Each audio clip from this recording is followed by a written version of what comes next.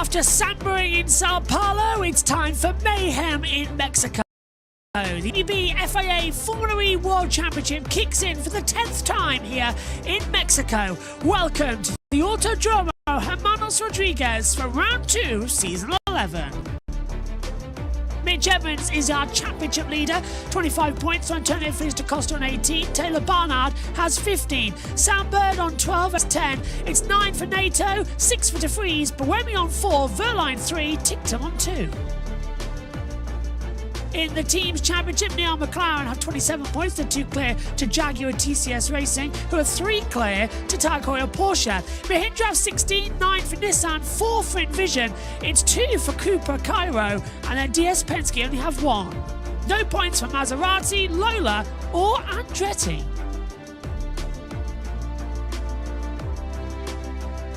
And in the Manufacturer Championship, Jaguar leading that brilliantly to Nissan in second, 31 to 27. Porsche have 22 with Mahindra on 18. Stellantis has 3, Lola still on 0.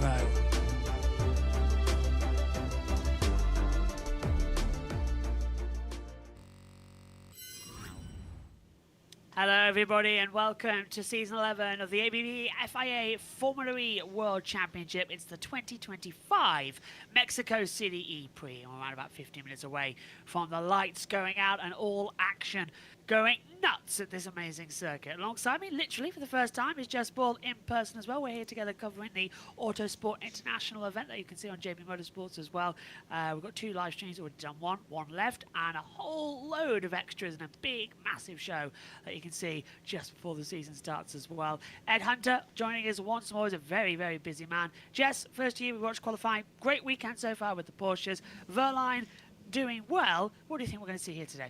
Well, Verline took the pole. He did very well at Mexico City last year, didn't he? He won the race, and as tradition dictates, Josh, the one who wins the Mexico City EPrix goes on to win the title. We saw that with Season 10, Pascal Verline. Season 9, Jake Dennis. He won in Mexico City. He went on to win the title. So whoever goes on to win that race here today, I think will have a realistic chance. And with Verline and with the Porsche powertrains looking good in general, I think we could either see Verline or Antonio Feliz da Costa win the race today. Absolutely, and Ed, Verline bouncing back from literally bouncing back in Sao Paulo. It's a 1-2, a circuit he goes well at. This is all literally handed to him almost on a plate. I'm getting deja vu here because I feel like I've heard this before. Yeah, Pascal Verline, yeah, certainly has got great form at this circuit. Took his first win here, very nearly took that win in Season 5 when he just ran out of energy over the line. That dramatic finish with Lucas Di Grassi stealing it from him that day. Yeah, of course, you'd think Porsche front row, they've got it all wrapped up, but of course, lots of really quick drivers behind them. Oliver Rowland, namely, looking to get revenge from a race compromised by a big drive-through penalty for illegal four-wheel drive start. They've got the Nissan team in trouble, all 4 Nissan cars in trouble on that occasion.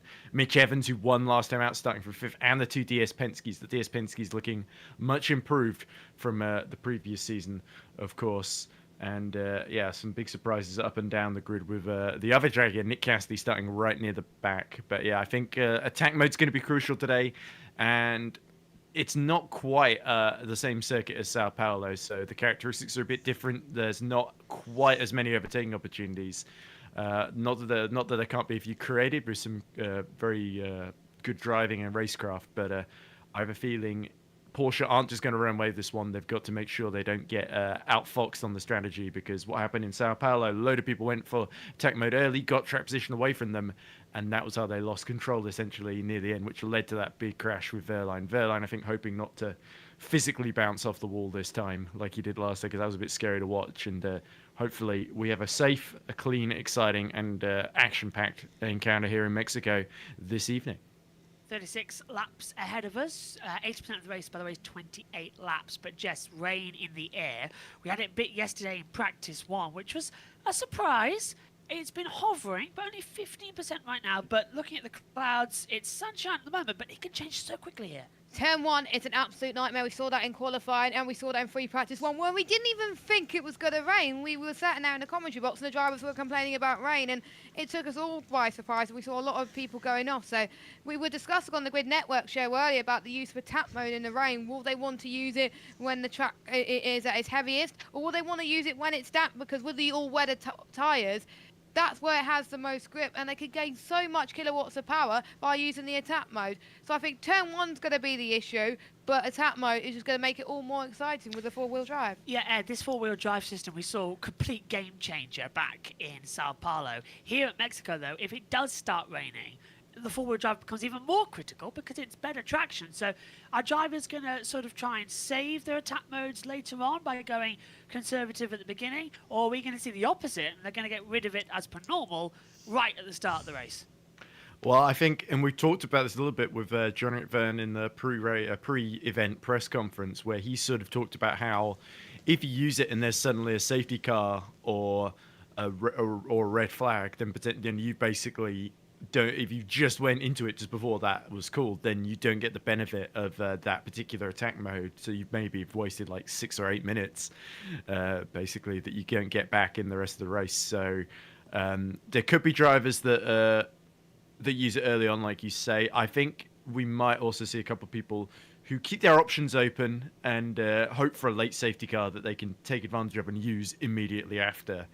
So I wouldn't rule that out. I think there have been quite a few safety cars at Mexico City E-Prix in the event's history. So yeah, certainly it's certainly not out of the equation. But at the same time, you don't want the race to suddenly end, and you don't get the full benefit of your attack mode, or you don't get a chance to go into attack mode at all if you're too patient, essentially. So yeah, patience is a virtue, but not too much. So there's got to be a careful balance here, and I'm sure there's a lot of game theory in play with all these engineers trying to outfox one another here at this circuit. So it's exciting. It's really powerful. It's a big factor, certainly more than it was in the first 2 years of Gen 3, where Mexico was a particularly processional race. And so I'm not anticipating that, but I do think it's going to be a very different event in terms of character to Sao Paulo. So we're probably not going to see 3 or 4 wide every single corner, but we should see a couple of people maybe able to make progress, like Nick Cassidy starting further down the field. Yeah, Cassidy right at the back, Jess, and that is just absolutely ridiculous from where he was last time. We saw in the Grid Network pre-show, Joe Samaniego asked us, is he going to make progress up? I said yes, you agree, but it's going to be very much, is he going to continue to play second fiddle to Mitch Evans? I don't think so, because we know how strong both Mitch Evans and Nick Cassidy they were in the London E-Prix, where both of them went into the championship in championship contention, and they both had to fight for it. Yes, they wanted to go for the teams, but they've got to think about themselves to begin with as well. But Nick Cassidy, it's no stranger for him starting at the back of the grid and climbing up. There's been many E-Prix last year where he started last and he went on to top 10, 8, 7, which is absolutely fantastic for him. But with Mexico City, it's a hard track to overtake, so it's going to be harder for him, especially with the powertrain he has on this car. But never say never from Nick Cassidy. We know what he can do. Yeah, is it a possibility at all, Ed, that we could be talking about him? Yes, I think points on offer, but podium, race win even. Evans, his teammate, did a back-to-front at Sao Paulo. It's a different type of circuit, but it's a permanent circuit. There's no tyre degradation to worry about here. It should be just as good.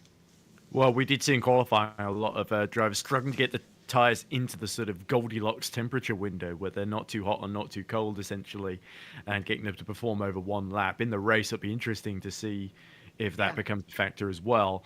Yeah. I sort of ruled out Evans winning in Sao Paulo and was proven wrong. So I think ruling out absolutely anything at this stage, short of like, I don't know, a thunderstrike on the track, I think might be a little bit too far. But yeah, beyond that, I think pretty much it's wide open. Anything could happen. And yeah, I think I don't think Cassidy getting on the podium is an impossibility today. But it's going to be quite a job to actually get there, because these guys aren't going to let him through without a fight, especially once he gets into the top 10. Which I'm sure we're getting all set then to get going. Let's hand it down to the world feed for the final few moments before we get going again. The title of World Champion. In just 10 seasons, we've already had 9 different champions. So, how does it all work? Each race unfolds in a single day, with practice, qualifying and the race itself happening just a matter of hours apart. There is no shortage of excitement to keep you hooked. Now, it's time to race. Lights out and we're racing. The race distance is fixed by a set number of laps. The first driver to cross the finish line takes maximum points with a bonus point for the fastest lap. The race start is always epic.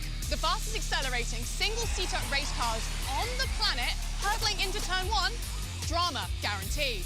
Best bit for me, it has to be attack mode. Drivers activate attack mode by moving off the racing line and passing through the activation zones. This unlocks more grip and an extra 50 kilowatts of power, giving the drivers the edge they need to attack or defend. For me, I love watching these drivers race on a knife edge. With everybody pushing to the limit, running out of energy before the finish could mean losing it all. Oliver Rowland has run out of energy. And after 16 wheel-to-wheel races, the driver with the most points will be crowned Formula E World Champion.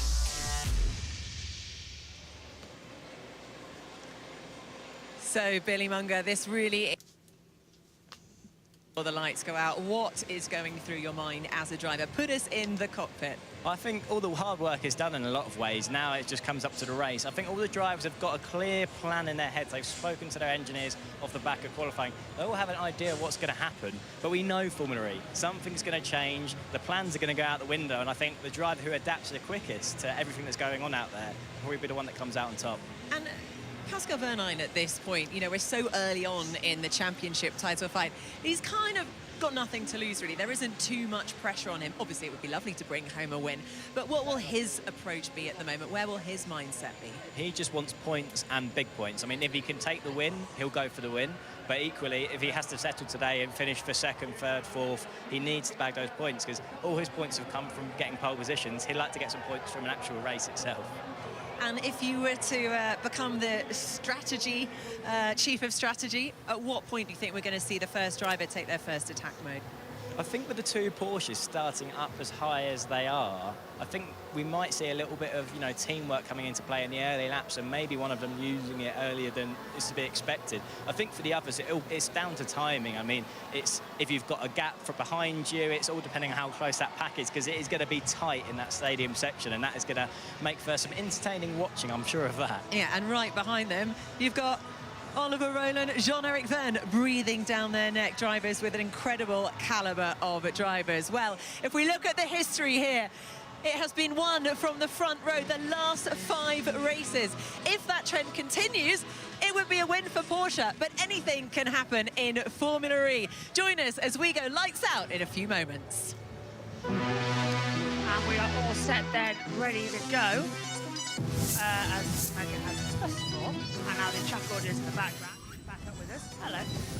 So here we go. Final thoughts. Jess, who's going to win the E3? I'm going to go with Pascal Wehrlein. I think he's got a really good shot winning today. Ed, who's going to win the E3? Oliver Rowland. JT's the pit lane for us. JT, who's going to win the E3? Pascal Wehrlein. And Megan, who is sitting in the background controlling all the faders, who's been leading the commentary on number 2 and qualifying. Megs, who's going to win? Rowland. Rowland for her. Okay, here we go. Yeah, but Josh, it's such a high-quality broadcast that you've got 2 producers. The 2025 Hancock, Mexico City EPrix from the wonderful venue is about to get underway. Stay tuned for all the action and the drama. Here's your starting grid then from back to front. We're 2,200 meters above sea level as we fly in as well. This amazing city circuit has been on the calendar 9 times in the last 10 years, only missing once due to COVID back in 2021. It is a 2.630 kilometer circuit. Last season, dive bombs on the inside line as well. Absolutely electric. Pardon the pun. Turn 3, though, has been tightened to give a better run through 4, 5, and 6. The 9-10 chicane where Robin Fries broke his wrist a couple of seasons ago. For a sole overtake braking opportunity around the outside. It's easy. Back in 2020, our last year before COVID hit, in the Gen 2 era, you were able to throw around the outside. And that's also our attack mode location for later on in the race on the outside of 15, round the outside into the Peltada, and then it's a long sweep through 19 across the line. It's the acceleration zone, and then you complete the lap. No attack charge here as well, but it's tricky.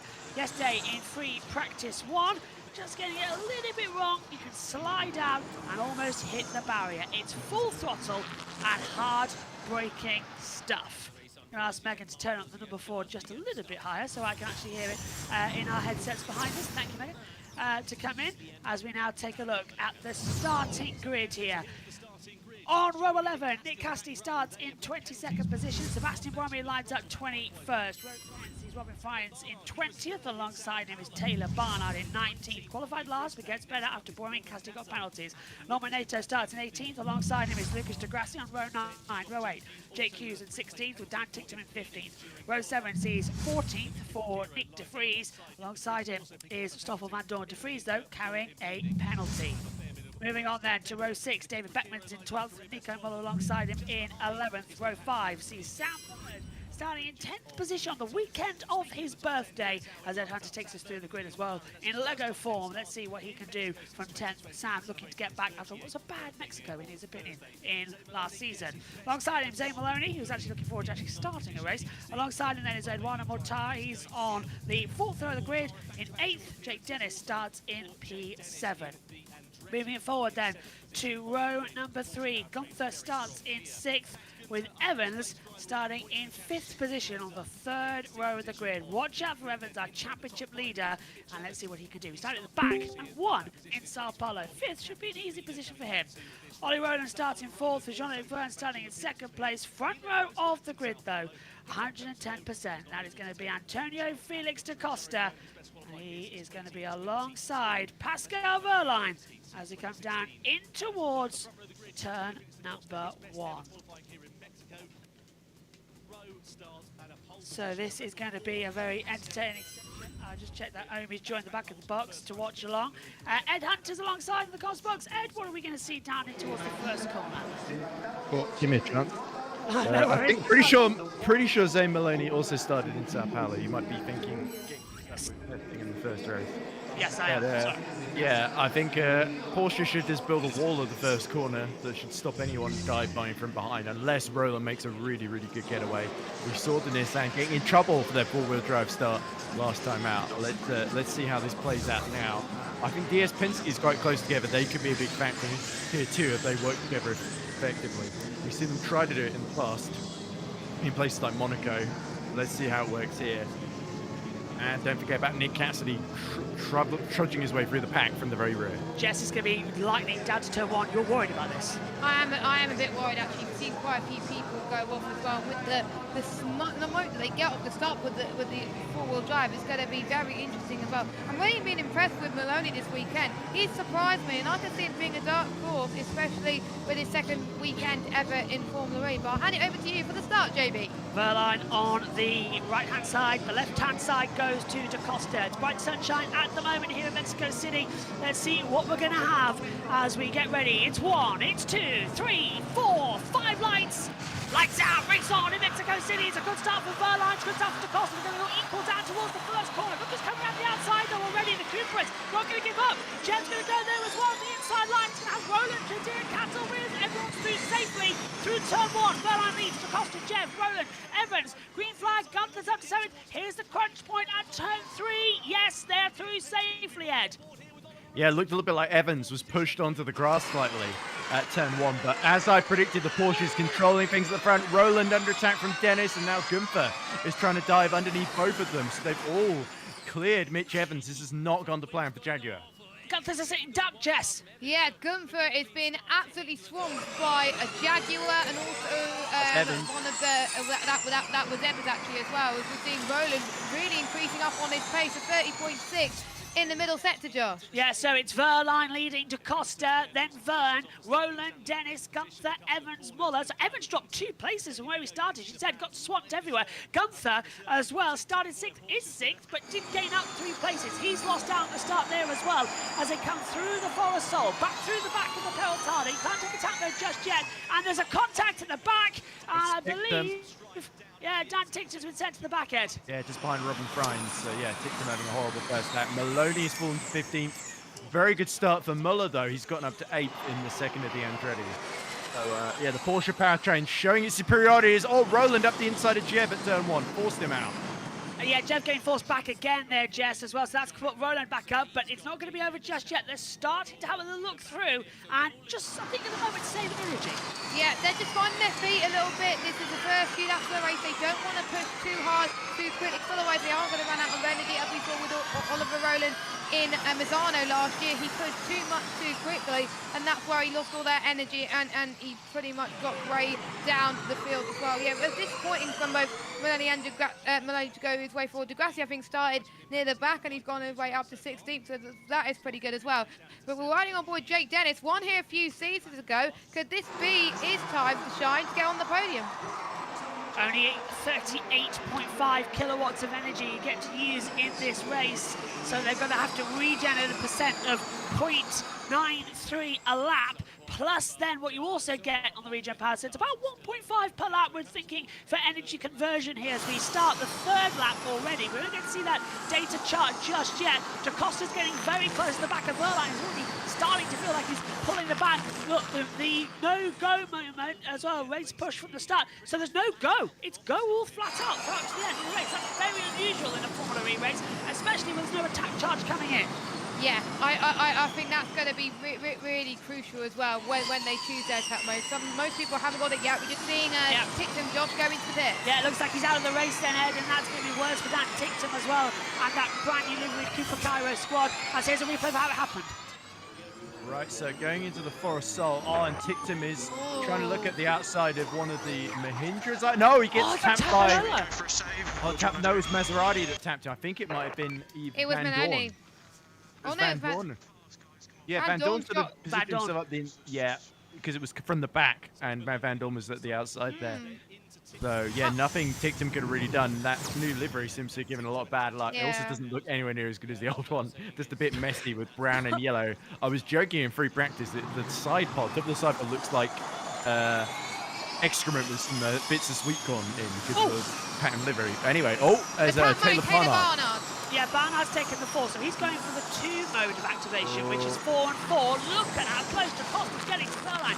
Down across the line. He's going to have a little look on the inside line. If I was him, I wouldn't do it into turn 1. It's not the overtaking opportunity. He's trying to push his teammate through. They've all got 8 minutes left. Barnard, though, has already taken his first of 2, and he's going for a split down the middle. Yeah, I'm not that surprised that one driver's done it. Fair enough, he's at the back, he's got nothing to lose at this stage as well. He's going to see if he can try and get past both Degrassi and Maloney. He's already started already. Different 17. We've got an incident with Dan Tickton under investigation, Josh. Yeah, so he's I don't know how he can have a causing a collision unless it's coming into the pit lane or rejoining in a dangerous manner. I don't know what they're going to have there with that one. Look, as I said earlier on, the best split with these mixed conditions. Look how overcast it's got already. Yeah. 4-4, the middle split. That's the safest in these conditions. What is the weather forecast? I think well, it's still 15% chance of rain in this race. Was what we had. It was less than that in free practice 1. And guess what? It rained. Yeah, the sunset, by the way, is at 18:16, and it's currently 2:10. So we've got plenty of time for the weather at the moment. In fact, the rain's increasing as we go. We've got Barnard passing Maloney. Yeah, look at this, getting close now, Ed, because we've got Roland DaCosta all fighting to the far side. Look at Roland sliding everywhere. Looks like DaCosta was just moving to the inside. I think that's almost defensive rather than attacking, just to make sure Roland doesn't think about diving up the inside, because they know as soon as he gets past one Porsche, the other could be vulnerable. He's going to the outside at turn 3. That's a crunch point, and he nearly loses his front wing as well. That's what you were fearing, Jess.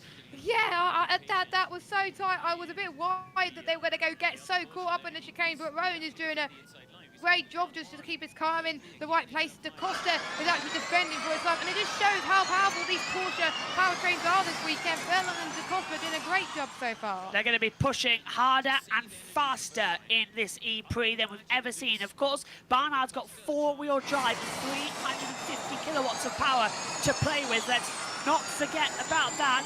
As Barnard still moving up the order a little bit. Oh, better pictures as they come through. Verlaine leads with 3 tenths to Da Costa. Roland, Jev, Dennis, Gunther, Evans, Muller, Mortard, De Vries, your top 10. Barnard now gets out of Van Dorn. Maseratis, who were quick in the previous session, and now dropping once again. More tap modes from Sam Bird, Beckman, and Van Dorn, Josh. Yeah, and Bird and Beckman have gone for the 4-minute options, and I think Van Dorn's gone for the 2 minutes, so he's got 6 minutes left to play later on in the race. Yeah, Tipton went into the pits due to a flat tyre last Ah, right. Thanks, JT. So it's a flat tyre. As look at Jeff, he's starting to close up on these leaders. Well, the advantage Chev has got is he's just been saving energy behind the top 3, hasn't he? Since Roland got past him. And Pascal Verlaine's making a huge hole in the air for those behind. So obviously it's less of an effect in Mexico with the high altitude with the slipstream. But it's certainly not ideal in terms of energy saving to be leading out front the whole way through. So that's why it's so crucial Da Costa's right behind him. Norman only dropped to places to Degrassi at the moment, which is not ideal, but that's allowed Van Dorn to overtake them as well with his attack mode. Yeah, lost 2 places through that small mistake somewhere in the first sector. Oh, there it is on the inside line. That's what the crown check goes on the inside line. So by power of deduction, That's Taylor Barnard. Yeah, trying to get ahead of De Vries with his teammate Bird right behind him. But Bird's got 3 minutes of attack. Barnard's only got 20 seconds left. But the question is Barnard going to use a second attack mode straight away, or is he going to wait to use it later on in the race? That's going to be crucial for him. But Bird can... I think Bird's going to try... Oh, Bird radio. An absolute... Yeah, understood, mate. We know what he's like. Okay, so we should get position switch, turn 1, position switch, That's De Vries they're talking about, yeah, because he's done that move before at Mexico. This is switch turn on, so it's a go for him. It's give it the go moment. And look at that, that's Barnard running on the grass. Bird's ahead of Barnard. Barnard's not surprised. But Barnard's having to go defensive against Beckman, who's coming around the outside, and he's being joined by Beckman, who's on attack mode. Yeah, 2 minutes of attack mode Beckman's got, and attack mode is even more useful this year. Here he goes! Inside line, and that's going to Van Dorn through on the inside. Barnard's being knocked about like a barn post ball. Wow, he's going everywhere. Now he's really out of luck. But he's got more attack mode later on in the race. He's got another 4 minutes left. Hughes, yeah, we got 2-minute attack mode last time round. He's gone 2.6. Tictum's under investigation. I thought that was the same message that we saw earlier. No, that was noted. Oh, now Bird. it's investigated. So that's the second one. Bird trying to go on the inside line to freeze for 10th position. Ed can't get through. No one taking attack mode this lap by. Yeah, I think most people have used it at least once, apart from the leaders. It was never noted. It was always under investigation. Yeah, so this is different. Oh, so it was both Mahindras almost sandwiching at Sam Bird there, I think. So look at this. Bird is going for sees a gap with Mortard. De Vries tries to dive underneath, and there's nowhere for Sam to go there. All the stewards, look at that, Josh. Well, there's nothing on the stewards from the race control at the moment. We'll keep an eye on it, as I'm struggling to hear the audio from the track for a second. That's only because they're playing music. So, there we go. Back to the action. There we go. Oh, it's changing the front. Da Costa's having a go with Roland. Running outside. Not going to allow. Black will allow Vern. Trying to sweep back through. Down through 7 into 8, 9, 10. Oh, he's going for it. Lay on the line. That's a braking opportunity. No. Ben looks looking very promising. Look at that with how he's doing around this track. He crazy. likes Mexico. He does. He goes well around this track record. He's got some really good points there. If you take a look at our comment box, Jess, you think there's a safety car. If you take a look, there's flashing orange lights just outside our window. Yeah, we can see the runway where we are in the commentary box. We are outside the airport. It's coming the safety car, you see.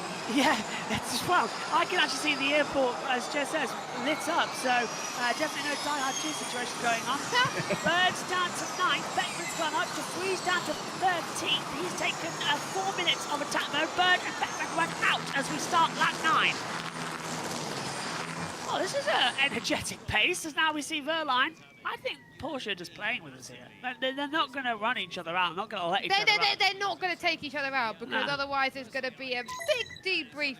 Look at Roland. Roland just keeps going for the outside when they start defending, and Mortar and Bird are under investigation. So causing Yeah, maybe they feel Bird drove into the back of him. Look at this, running outside again comes Jeff. And look at Gunther as well. Gunther got past Evans a couple of laps ago. I didn't notice that. But yeah, Evans is really being shuffled out. I wonder if Jaguar are being ultra conservative here, hoping everyone ahead of them runs out of energy by the end. Verline radio.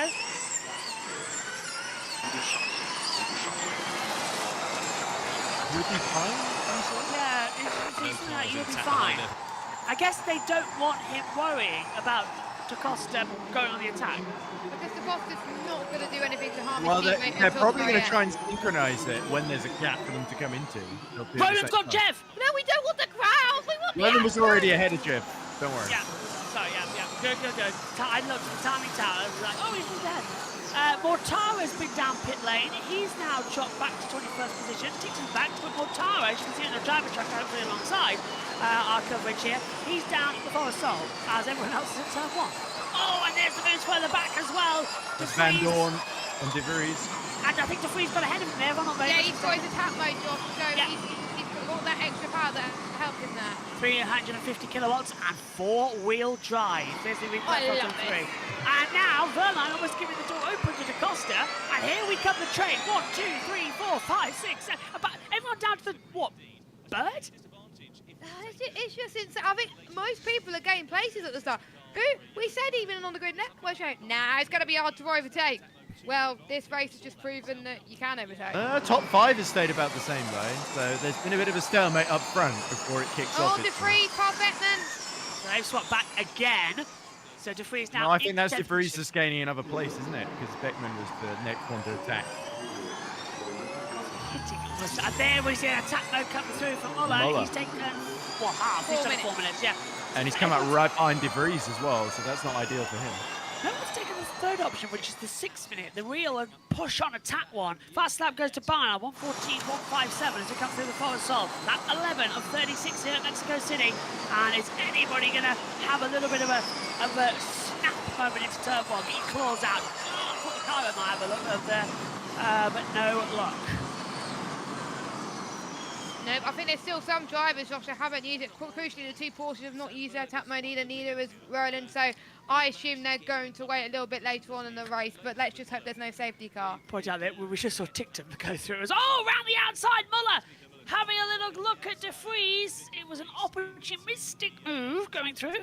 If I was Muller, I would wait to go for the move until De Vries ran out of his attack mode. You can see De Vries trying to get past Bird now towards the left-hand side. Muller is, I think I would prefer him to be the backseat driver in all of this, because otherwise he could get caught up. Now he might do a double overtake. He's got past Bird. It's going to be very risky heading towards the staging section. I think he's done it. Yes, he's done it, Josh. Where's Bird? Bird just backed out of it. He did not want to go anywhere near it, but well called, Jess. You got that one spot on for racing. Yeah, I don't think Sam had anything to fight with Josh and Jess. He just knew that against the attack mode, he'd already used his first one. Vries was coming through, and Muller, there was no point trying to hold up Muller because it would have just ended in a collision. So, yeah, sensible driving for Sam Bird, and he'll be hoping to get his own back a bit later on as we see 25 laps remaining in this one. And Muller now goes for De Vries. Not surprising. I called it towards turn number 1, and yeah, he's done it. He waited for the prime opportunity, Josh. Yeah, and I thought he just touched the grass, but he got it pitch perfect. This is the reprofiled turn 3. The barrier sort of. Oh, did he back it? I hope not. No, don't think so. I looked very close to the wall there. Look at Evans. Evans under attack, and he goes all the way around the outside of him. Brilliant from Nico Muller. That is fantastic! Fantastic from Muller. He is holding nothing back, and he's having another go. This one 4-wheel drive could do. He's going around the outside of Gunther at 9-10 chicane. Can he get him in teammate? Oh, well, this is Andretti looking fantastic, and he has got through. He's up to 6th place. 6th place for Muller.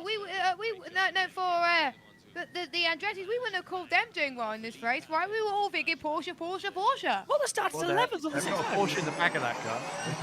Yeah, we were saying with Joe, Porsche powertrains, they do look well around this circuit. No further action for Dan Pixham. That was kind of inevitable. I don't know why they were investigating for. Is it because he had to use a different tyre? No, I did. It didn't tell us, it just said on investigation. It didn't say what for. They never helped him. No. Or Tictum has got to rely on a safety car at this point, because basically with that puncher, his race is essentially over if that doesn't happen. Like Barnard did in Sao Paulo. Relax. Keep focusing on your efficiency. Good job so far. The efficiency. Oh, we think some food. Vern trying to go. 100%. Vern looking. Okay, comes Vern around the outside. I think he's going to stay. Oh, Oh, Dennis. Dennis. He has a door open for Dennis, but Dennis couldn't capitalise. And now that's left him vulnerable because look who's coming. Muller round the outside of Dennis. Can he get round the outside of Vern? He's going to try. Vern pushed it deep. Dennis coming back on the inside line. No. But Muller's up into assist. There's team orders at play here. They've clearly told Muller to back off because he had a brilliant shot at Dennis there and he backed out of it. Why? He's got attack mode. He's got attack mode. Dennis doesn't. Dennis is going to use his in a minute, surely. They're building a gap. Look. Dennis is Yeah. Yes. Good call, Josh. Good call. Well, it was Eddie found out. He knew it was going to happen. There you go. I mean, oh, he cut the corner. But did he go ahead? He went over the curb. There was Dennis ahead. Well, This is exactly what I thought they were going to do. So they had their cars both in the same part of the track. They can control it. But yeah. Anyway, you can praise Josh if you want, but I know I was the one who... Ed had it. Hey, well done, Ed. Bravo. While you're in Autosport land, in the real world, we're paying attention to what's happening. This is great. It's a great race again. Mexico actually giving me Even though it's stuttering on me every 15 seconds. But there we go, it's back now. Okay. Yeah, I think that's the... Yeah, we were worried it was us, Josh, but it's not. I think it was the weather. Yeah, 'cause it's Roland! Roland trying to go on the outside. Did he get a move? I'm not entirely sure. There we go. Doesn't we look go. like it. There's Dennis. Oh my God, he's going to try and get 2 into 1. Surely not. Oh, he's going to have Scott Roland Jeb, right he's Scott there. Jeb. Oh, he hit the back of Roland. He touched Roland. Yeah, he did touch it. Here's the stadium section. No, I wouldn't go there if I were you. No, he doesn't. He backs off, Josh. Best thing Porsche is got to turn react to this. Yeah. Porsche should have got one of their guys in. They're going to go for Verline, surely. Yeah, it has to be. Let's have a look. Well, Dennis has passed Vern, who's gone through. Verline takes attack mode, keeps the lead of the race. Comes out side by side with Acosta. That's not what they need because Roland's right there. It's going to be very close. Coming over the line once again. Acosta takes the lead and Roland stays back. Dennis comes through. Roland takes second position into the Forasol and into the Pelotana. Verline It wasn't Acosta, lead. it was Verline that led. Acosta backed out and that's left him vulnerable. It's all happening down to turn 1 as well because here we go around the Oh. outside. Acosta's got shoved off the track. Through goes Roland, through goes Dennis. Muller's there too. Jeff goes ahead. Muller down to 6th place. It's all kicked off. Don't forget, Dennis won here in season 9. He loves this circuit in a heartbeat. Oh, Dennis Jeff wants to going get for it. it. Jeff's going for it down the inside potentially. He's also got the likes of the Costa for company. Got him. Muller in there as well. He's got him. Well, that was pretty. Dennis Radio. Acosta was trying to do a lot there to Nah, help. missed it. Yeah. We missed it. Typical.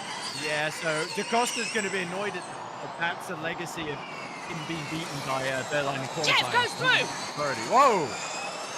Jeff sneaks through with the Forasol and dives up the inside line. Well, that's more like it, Jeff. This is an unpredictable race, isn't it? This is so unexpected. Mexico, at I'm least. waiting for it to calm down so Megan can refresh the TV pictures. It's not happening at the moment, is it? We're coping, aren't we? All right. Just about. So, You don't mind it freezing every 20 seconds, yeah. I'm telling you, it's the weather because it's so cold. -5 it was at Birmingham this morning when I woke up. So now we've got the heater on. I'm slightly worried about overheating. We're doing that. There we go, that's calmed it down now. Vern leads, sorry, Verline leads, Dennis, Vern, Oh, we got a move, we got one of the McLarens, Vern. No, is that Barnard? Barnard. Yeah. Oh, and look at Degrassi. Yeah, Degrassi going to the inside of Jake Hughes, I think. Did Barnard barge him out of the way there? Costa.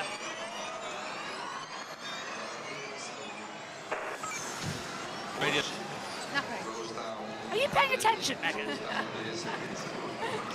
You've got to tell me these It's things. because I just praised her for doing And good. then, Oh, sorry, Dennis sorry, goes for the lead. Dennis going for the lead. That's going to be contact for sure. They just avoid it. Verline holding around the outside to Forasol. Dennis can't get through it. This is where we had contact all those years ago, but he jumps the old switcheroo. Dennis locks it. He's going to try now. He's got 10 seconds of attack mode left. But he nearly hit it. That was so close. Vern stays. He get through. Ahead. Oh, no, did he he? didn't. I think he did, yeah. He did. He's got He's through. in the lead. Oh my It's because it goodness. froze. I couldn't tell what the hell Yeah. happened. Dennis takes the lead brilliantly round the outside. And already he's the driver of the race. I don't know that's going to mean anything to me. No, that's but just what a a move. QR code from our good friends at PIF. Yeah, so yeah, Other they people's get data. Yeah, but anyway. point out, Right, I so actually been that was told bold by by Dennis. Renato I'd love to see a halfway through the replay of past that two because it times. froze, so I didn't see any of the actual overtake. To be fair, Ed, I don't think the TV pictures caught it either. It happened so quickly. No. It definitely was while it was frozen, so maybe. Oh, yeah. I don't know. It's happened again now. So, yeah, Jake Dennis, here we go. This is a replay of it. So, he's at the outside going into first sole. Stadium gets a big grandstand view of this. He cuts to the inside, right over the curb. There's just enough room. Oh, there was a little bit of contact there, and Verline had to slow right down to make the next bit of the chicane. So, it was smart driving from Dennis. And this is really not what Porsche need because they've lost the overall lead, and the cost is mired in the pack now in fourth from his attempt. Dennis started this race down. Muller in again, Evans into attack mode 2. In P7 he started this race. So it's Dennis leading, Verline second, Roland's third, Da Costa's fourth, Jev fifth, Gunther sixth, Muller seventh, as Roland now and Verline trading places over the line. Da Costa a bit out of shape across it as well. And look how much he's wheeling him in down with that attack mode on Roland into the first corner. Roland's limited on this part. Da Costa just started his final 4 minutes. Yeah, Da Costa, I think he's got to be careful that he doesn't get involved in too much contact because otherwise that's all of his attack mode done. So he's got to be very smart and calculated. Roland has just run out of his first lot of attack mode. Oh, look so how Da much! Costa, radio. No! Yeah, couldn't hear him. I don't think he was talking to him. He's nearly losing his front wing. Don't talk to him in the braking zone. He's just gone around the outside. Beautiful. He's actually just said on the radio, don't talk to me when I'm trying to pass Roland. But he's got ahead. And he nearly hit the back of Pascal Verline as well, his teammate. And now surely Verline's got to let him through, and indeed he does as they go towards first sole. So Da Costa is going for Jake Dennis here. My pick a winner might be right. Yeah, with Da Costa, my pick a winner was Verline. I stuck with it, even though I didn't put it on the Slack channel, but Joe could testament to this. I said it on Grid Network. Yeah, it's live on television, Jess. Exactly, yeah. On board with Da If you Costa. play internet TV, then maybe. Yeah, well, it's true. Everything's on internet these days. Oh, isn't it? surely Da Costa's going to get him here. I don't think Dennis has got anything to fight with against this attack. He hasn't. His straight line speed Go is straight incredible. Oh, we've seen that before in Mexico into turn one, haven't we? The old dived on the inside to go defensive, but I'm going to get you, little Denny. He's got him. Right on the inside, sweep it through, and into the lead goes Da Costa. I love you saying there, John, for that. I've never heard anybody refer to Jake Dennis as Little Denny. Yeah, first here. I can't stop laughing after you said that. Da Costa there's a load of debris. There's a load of debris coming out of 5, and look at this. Good job. Track to your targets. Trust your targets. Okay. Yeah. Of course, the thing is... sound producer's woken up now. In fairness, now Muller having a go reading. Roland. Yeah. Megan? I was reading and I was really engrossed for those 2 times I missed half of them and I didn't hear it. Oh, fair do. Our producer for sound today, ladies and gentlemen. And you didn't say it Da until Costa's halfway running through out the of message. attack mode. Muller. Yeah, all right. Oh, here comes Nico Miller.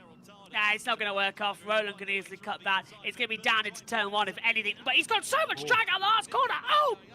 Brilliant! Muller is just... I don't know what... He suits four-wheel drive. He is just like... Oh, straight Beckman through. defending from Bird in the background. Did he get him? They cut Roger Giris's face, which apparently was more interested in the battle going on behind. Beckman's still ahead of Bird. Beckman is still ahead of Bird. Oh! That's around the outside. Evans trying to go around the outside of Roland. Can't do it. Down it. Yeah, Evans is the only Jaguar that looks like scoring points at the moment. Look, all the other Jaguars have used all their attack modes and they're still right at the back of the pack. Costa's stuck in 18th position. Evans is going to go through on the inside line. I think he's going to get ahead of Roland here. Oh no, the other Jags haven't used theirs yet. Sorry, I misread that. He's ahead. He's 8 got looks him. like 0, yeah. Evans has got ahead. He has now passed Roland 100%. He's up to 5th. So we didn't even see that on the TV pictures. And I didn't even freeze that time. Yeah, the pictures seem to be all right. Oh, Miller's trying to go on the inside. He's gone. Someone's gone Verline's right. got attack mode. That's Verline using his second attack mode, Oh, yeah. yeah, his second attack mode. Yeah, that's it then. That's it. Verline's got 6 minutes here, so he's got to make the most of these. Beckman's tucked some as well. Did you miss it? No. Oh, he's just passed a freeze. Just taking it. Beckman's used all of his, I think. I've just thought of something, guys. As here's Verline, we'll go back to Oh, he's going to his point in go. a minute. No. Now he's backed off on Evans. Yeah, it's a rare situation here at JBMotorsports today. Degrassi and Cassidy are swapping places in the background. Yeah, no idea what's going on there. Yeah, what's going on, JC? Because, yeah, it's a rare situation because we have 2 producers when we normally have 0 because the lead commentator does everything. Yeah, I'm experiencing it from the other side of the fence. And, Now you know how I feel. Yeah, we need to get these sorted. Here comes Verline, no, beautifully done with that attack mode there, Ed. Well, to me, I hate to say this, but it feels a little bit like DRS, where when the flap opens, there's almost nothing you can do, essentially, against the four-wheel drive with attack mode at certain points. There's some bits you can do, Ben. And look at Pascal just weaving all over the show to try and get past Nico Muller. Muller defending. Oh, and here comes Dennis. Dennis is coming right next to Pascal Verline, and he's ahead. And that's, yeah, that is very, very crucial because now we're going to have Verline stuck and Muller's in free air to go after Costa. Yep, Dennis using 4 minutes of his attack mode there. Charlie Miller's going to let Dennis through here. Muller is down on energy to us. Radio Verline. Huh? Yep, there we go. They made the swap once again, Andretti, and Dennis is back up into second position. That's hollow. Muller, to me, has driven the better race, but here comes Verline. Muller, my driver today so far. Did Verline get the move? No. Da Costa leads. Dennis, Muller, Verline, Evans, Rowland, Vern, Gunther, Beckman to finish the top 10. Muller's had the fastest lap of the race so far. Yeah, that tells me that it doesn't need to be this way round. It should be fastest driver gets the He didn't qualify as well. They've got to go give Well away done, the Radio driver in again. the race. Radio. Well, I'm going to just finish my point now. Given that Megan is reading a book that's clearly much more interesting to her than this race. We've got a time penalty. Oh, is that Verline again? No, it's the Costa into attack mode, and he's come out right ahead of Pascal Verline. Third 5-second time penalty caused in the collision, Josh. That must have been that incident with Beckman that we cut away from to Roger Griffiths' face. And now Dennis leads. How long for? Dennis has got 2 minutes 26. Dennis in the fastest lap with attack mode. You can see Da Costa is chasing him down. Yeah, I was about to say because I think it didn't update on our timing monitor. Yeah, that's probably why we were being confused there. But yeah, 13.559 for Dennis. Da Costa saying a personal best as well as Pascal Verline, who's trying to chase him down so far. They're catching Tictum. Tictum's just ahead of them. Tictum's done really well to stay on the lead. Minutes left. Costa Radio. You have 1 more lap than him. You have 1 more lap than him. And the subtext that is... One more lap of energy, and he's going to use it now. Da Costa really is pushing. He's using little regen through turn 9, 10, 11, and he's right on the bumper of Dennis. It's going to be pushing through the entire race. He's going to Here he go comes to the right side. Dennis let it through there. There's no way that was Da Costa going through. He had more attack mode. Da Costa had no more attack mode. Dennis had no reason to get past, but otherwise he's going to be left vulnerable later on. I'd love to know if the team radio told Dennis to move aside there. Because that would be I very would like to know, yeah. Could we also, guys, say, does Dennis know that he's low on energy? Like the whole race energy, is he low? Well, he's got 1% less than those two when the last time it popped up. Lap time deleted for Degrassi, lap 16 and 17, turn 19, which was there. Near the back end. Oh, he must have gone far at the last corner then. Yeah. Verline's all over the back of Dennis. He's going over the outside line at turn 3. Dennis can sweep back through, but guess what? Here comes Verline right at the exit. This is the better opportunity to sort of sweep through on the inside line as we go Shazamazoo to try and get our pictures back there.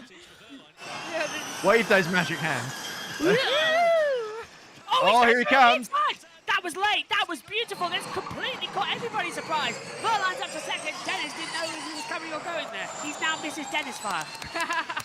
Mrs. Dennis Fire. Another quote from Mr. Joshua Birch. You're getting him out today, aren't I? You are. He's on for his money. Come on, bitches. Come on. Who's taking attack mode? Come on. Well, I'll look at the live timing, see if that's Abakazoom. Megan, you have to tell us if we missed something. Sam Bird, Dane Maloney, and Franz. 4 minutes of attack mode for Bird, and 2 minutes for Maloney, and 6 minutes for Franz. Muller has made 10 overtakes this race, John. 10! Do you know that movie we were talking about earlier? Oh, and now it's going to be a bit more. Oh, Roland up the inside of Muller. Do you know that movie we were talking about earlier? Yes. It's turned up in my book. There you go, Megan. That movie Ed and I were talking about earlier is turned up in my book. in this race, if he can close the gap down. Oh, Dennis. Yeah.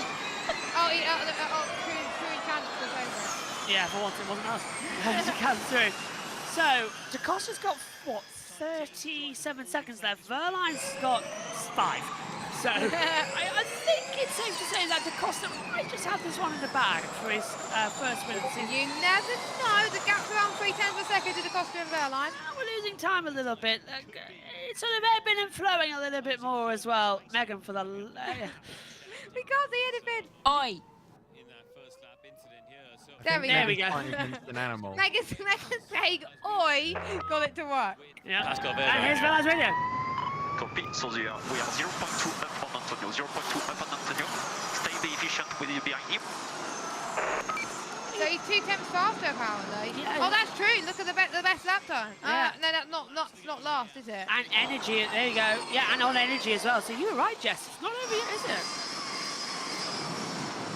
And I'm looking at the grid network chat. Kobe was talking about the Porsche powertrains on another level. I have to say, based on the cars you can see in the top 5 right now, I agree. Yeah, Ed, it's like season 8 and 9 all over again. They've just got the better car and the better powertrain. Doesn't mean the others are completely defenseless, though. We know a lot of the Jaguar powertrains been saving their attack modes for later in the race. Like Freins, I think, and Evans are the only ones who've used them so far. And then we've got Roland, who seems to be keeping just in sight of Sam Bird, yet to take his penalties, let Taylor Barnard through. Well, he's had to because he's taken his attack mode, hasn't he? And Maloney was also having a go at him there as well. Look at this. There's some moves being made in towards... That's De Or is Vries, that- Beckman and Van Dorn. Yeah, De Vries. Yep, going through That's past the fight there. for the final point, essentially. So David Beckman And has actually been Beckman. doing really, really well just to stay in that sort of contention for that point, because that's clearly the weakest of the Porsche powertrains because it's a year old. So. Oh, attack mode for Gunther and John Verne. Both with 6 minutes. They've waited to the last possible second to take that. I was expecting it to come in, really. Oh, this is a great race, isn't Yeah, it? 10 laps to go. If you're watching us on Formula E Zone and this is your first watch along, welcome to the chaos. It's usually just as chaotic as this as they come into it. DaCosta leads Verline, Dennis, and it's all really is chaotic further back. Van Dorn moves ahead, off De Vries into turn 1, and here comes through Beckman, Barnard, Bird, and now they've brought Hughes and Freins. And Freins has still got 3 minutes of his Radio attack. for him. 2 more, Bird's radio. Okay, Sam, our mission now is to protect Taylor. Mahoney behind us has 15 seconds remaining. Then Jake 2 cars behind. Maloney's Again? picking up attack mode. Deja vu. That's an old message. Yeah. Deja vu. South Carolina, except Barnard's 12 and 13. Well, if I am a betting man... Oh, and Evans I'm been not- overtaken. John By John Verne. He's passed him. Yeah, Bird's got And 4 Gunther's minutes. going to do the same, surely. Yeah. But surely if he doesn't, I'll be surprised. Yeah, Gunther's got to pass him very, very quickly here as well. DaCosta, though, doing what he needs to. But Verline's brought that gap down to 0.288. It was 8 tenths on the previous lap around. Gunther's going through on the inside line of the Peltada and comfortably moves ahead now of Evans. Evans down into 8th position. It was due to that extra kilowatts of power, Josh, with the Yeah. attack mode that done him there. Without that, he probably would have stayed behind. But DaCosta has brought that gap up to 0.357 in the middle sector, so it's not completely out of the range there, Ed. Yeah, I wonder, because Verline took pole position, and then it was really those shenanigans with Dennis, because they went out of sequence on attack mode strategy, as Josh waving his fists around in the background. That was really what... The TV pictures to go on.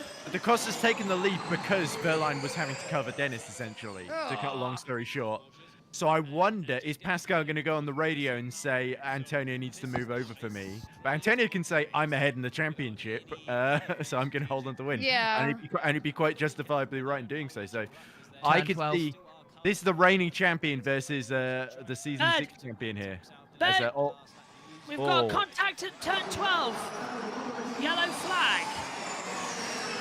So and there's that someone's third that was off. trying to fight off Maloney. Oh! Oh, it's Beckman. David Beckman off at Just as turn I 12. praised him. If he Or is it bit. Or is it red flag? 28.36. Well, crucially, we're not in that final 5 laps before we won't have any Burns laps. got Muller. Burns past Muller. They'll have to decide quite quickly if it's a safety car or not. Hughes and DeFries are battling over the final points pay position as well. Crucially though, Jess, if they do have to red flag, we won't restart. 1 lap 29, we complete 28 laps. The red flag distance has now been met. Race director! I think they'd be telling to be cautious Yeah, at turn 12 there. I think Scott Elkin's going to leave it. Is that a wise decision? I doubt it. They're trying to get the car started again, aren't they? They're coming up quick. I didn't hear what Safety car, safety car. Right. Called it. Yeah, now the yellow flag comes out on our time. Let's just have JT repeat whatever race direction says, because that's the only way we're going to hear it. Yeah, because the problem is Formula E's team radio as well. I actually did put it on. There we go. I just didn't even hear it myself. It was very muffled. Yeah, I it's really just bad. repeat it because Megan can't turn the fader up. Yeah, to be fair, the Formula E race director's radio, it's like it's 50% works, 50% doesn't work. Ah, right. So this is interesting. Roland, Jev, and Gunther are not going to get the full benefit. Roland, particularly, has lost out here. Roland's messed up And there, Evans but- has saved 4 minutes. Barnard and Frines have got 4 and 2 minutes each. I got one question as well to put to you with Josh and Ed. Rich Evans, 4 minutes of attack mode. He's got to use it at some point. You have to use your attack mode, otherwise you're going to be in huge trouble. I'll tell you who this And safety car Barnard came and Frines. agonisingly late for. Ticked him. If Beckman had binned it a lap or two early, Ticked him would still have that attack mode. And said he's going to blow through all 4 minutes. But he is at least going to be at the back of the pack rather than a lap down almost. Is he trying to get the car started, Beckman, or is he? You can't. They're getting the ropes. They're going to try and. Is that car red? No, I don't think so. Let's look at a replay, Josh. But he's side by side with. Oh, he turned in on. Was that Maloney? I think. Okay, it's a broken suspension. Radio Beckman. Chucked it into me. Oh, it's Degrassi. Okay, sorry, I think it's a broken suspension. Let's have a look. Front wing had already taken a battering, and Oh, yeah, that was a touch. Yeah, Degrassi sort of came steaming in, and Beckman didn't react in time. Yeah, look at this. Will they investigate that, the steward? Yeah, Josh? that'd be a penalty post race. Okay. So Jeddah, really. Oh yeah, Jeddah's next time out, isn't it? In February? Yes, most right. The double header.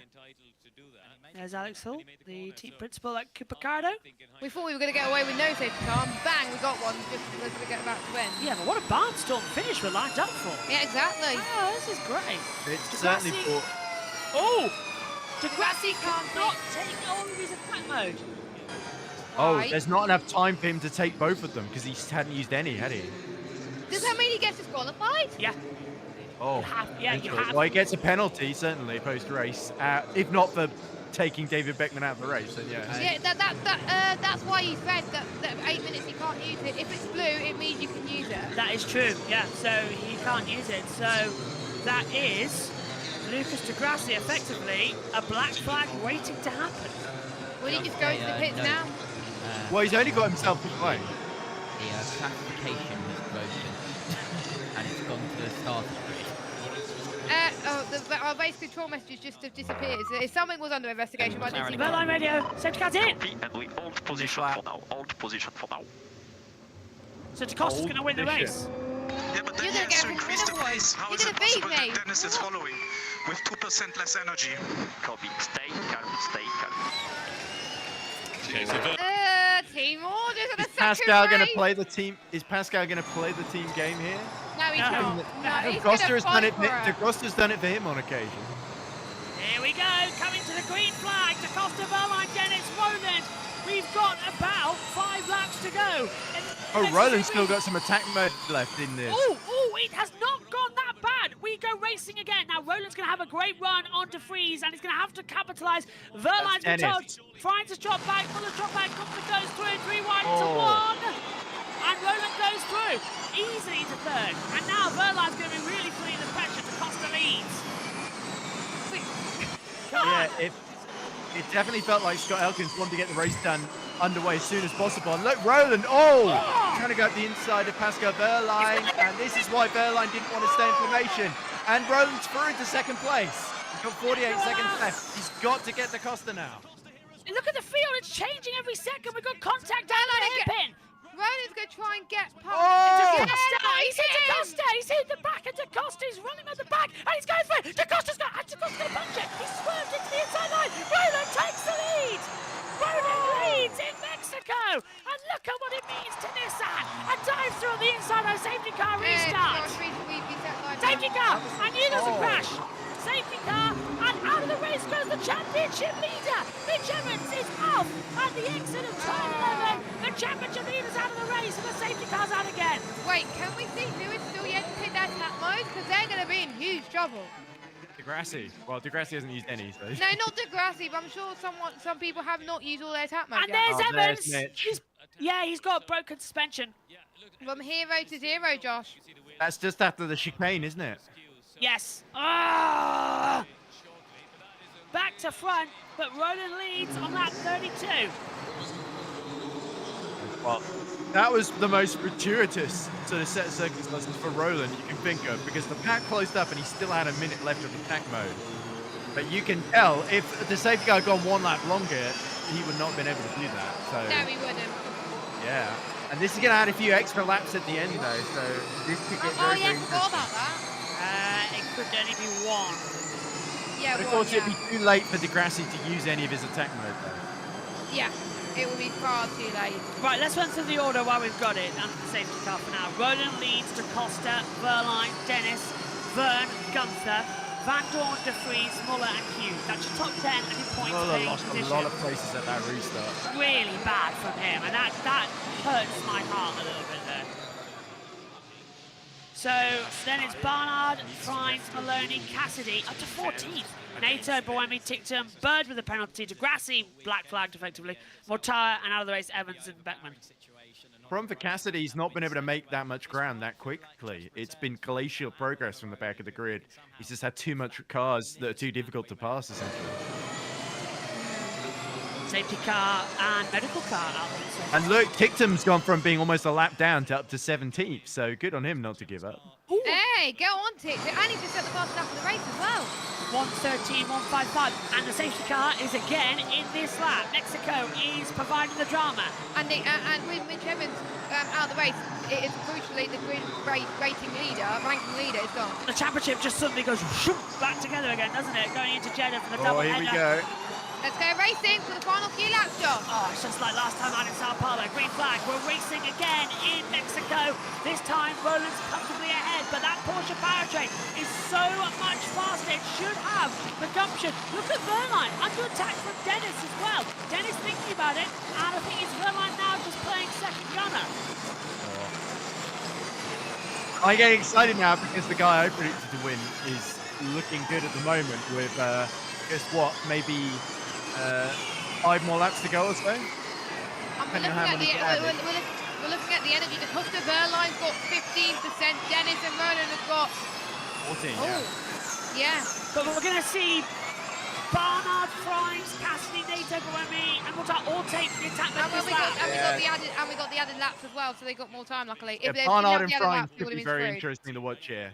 Cassidy One too, at maybe. max. Yeah, it's 1 at max added laps. Has to be from that time under the safety car. If we did breach 3 minutes 9 seconds, which I think we did. I'm fairly sure. I couldn't count. Did that second safety car count? It was in the last 5 laps. It counts. Yeah. Barnard. Yeah, here they come. Attack modes lighting up the timing tower now. We knew that was coming. Over the line. We'll get the added laps next time by. It still says 36 on our monitor. No added laps. That safety car has eaten into the race distance. Someone's gone wide at the top of the screen there.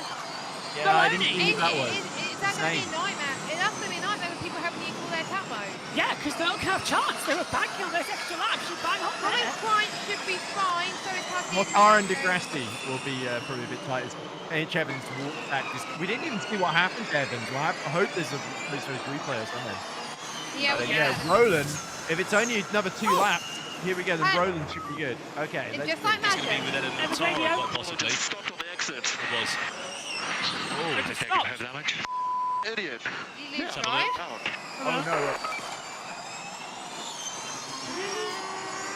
Oh, he hits back of Muller. That's why Muller lost places. I think Muller was losing places before that because it was right at the restart over the start-finish line. Yeah, And Evans almost had a Pascal Wehrlein start. If that was Sao Paulo, that could have been a Pascal Wehrlein style launch off the back of that car. They're so careful nowadays. Yeah, they do. Over we go. So, lap 35 and 36. Ronan leads to Costa second, 4 tenths between them, 2 to go. This is the crunch point. This is the go time. Who are you going to be lapping with? I'm so excited this one. Is it me or is Wehrlein backing up Dennis here? Or trying to save energy potentially? He's letting Da Costa fight for the win on his own. Is he helping Da Costa? I thought it was a solid wall there. I'm not going to lean on it. That one's solid. So, 7% of energy, 1.5 per lap. They've got enough energy thanks to those safety cars. And no added laps. They're all safe on energy. There really has just been a go point in this race. It has. It really has. And I think they're not going to run out. I'm amazed the safety car is so short that it's not led to added laps because the second one was after the sort of cut-off point, essentially, yeah. Got lucky. Yeah, very lucky. So Roland, I think, has been the luckiest of anyone here because I thought for certain Roland was looking locked in for 4th or something, and because of that... Barnard in top 10. Oh, points! Oh, Ticktum in trouble. Uh-oh. Yellow flag. Again, I think Ticktum's only got 4% because he pushed way too hard to catch up, and now he's struggling to get to the end. A little bit of a yellow, and that's... it should be okay. Hasn't flashed up yet. Still Lap 35. Still green. Final lap then of the Mexico City E-Prix of 2025. Roland tight here. Pretty close, isn't it? Still can't find anything coming through. Taylor Barnard's got past Hughes for 10th. Yeah, we know. Degrassi's not going to have that advantage, by the way. Not going to have the go point. Plus, he's still got 2 minutes Costa. attack mode after what he's got.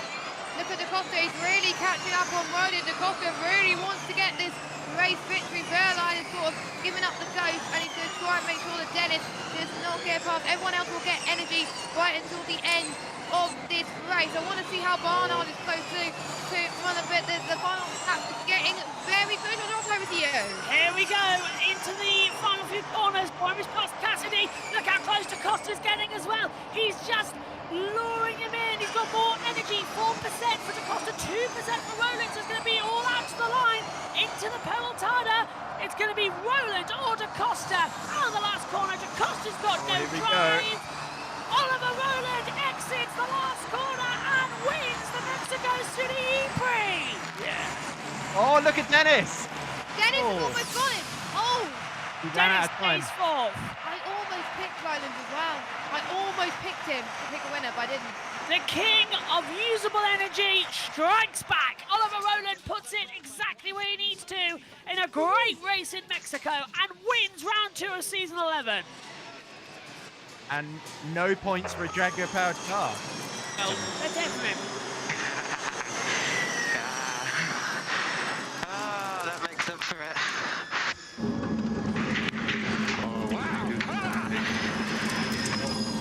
And Raimi, Grassi, Mortar are still using their last attack modes that they activated after the race. I think that's a bit of a... Yeah. I think that was a bit more of a relief on that radio for Oliver Roland there. Well, remember how much bad luck he had in Sao Paulo and at points last season. You can't really blame him because that was just good luck exactly when he needed it. But, you know, fair play to Roland. He was keeping Dennis just about in sight up until that safety car and ended at exactly the right moment for him. And he didn't hang around with those overtakes. He had one lap to make those 3 moves and he executed them flawlessly. That really came down to Da Costa's defense there. And Da Costa very nearly put him in the wall, but he was actually really, really fair, I felt, in the end. What a race. That was brilliant. Well deserved all round. You would not have predicted Ollie Roland pulling that one off, though. No, definitely not. But if it wasn't for that safety car, I think you probably still would have got that race win. Wehrlein led the opening 16 laps. Dennis led 2. 3 laps then went back to Da Costa. Dennis then led a lap. Da Costa then led 7 laps, and Roland led the last few. Crazy. 36-lap race, though, so we go to distance, which is actually surprising. We don't usually get that. I think Da Costa leads the championship now, if I'm not mistaken. Yes, he might be. 2 second places, yeah. Can I look at your notes? It might have the championship stuff. I doubt it does. Josh, comms chat. Oh, comms chat. Da Costa, 25% of the race, gets it. Well, that was they opened that QR code like halfway through the race, so they wouldn't have been able to vote for Roland. Roland hadn't done anything at that point.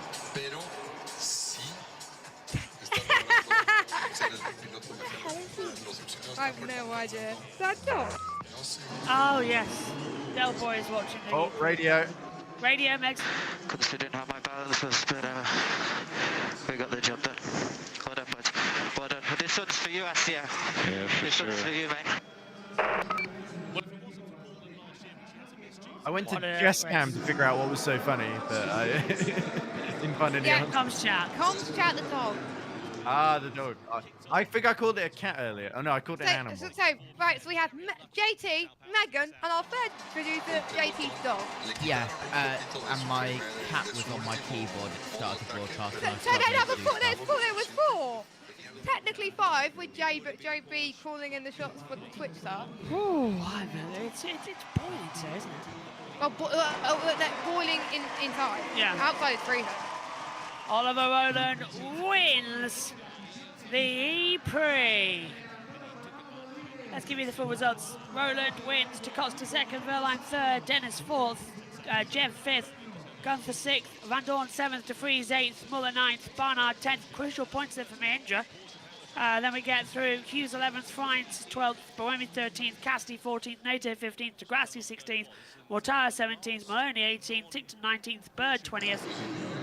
Evans and Beckman out of the race, but we're expecting drivers who didn't have no further action from Lerny and Beckman. Yeah, but we're expecting the drivers who are having their attack modes to get those penalties back. We're still in comms mode, so. I'm in comms mode, baby.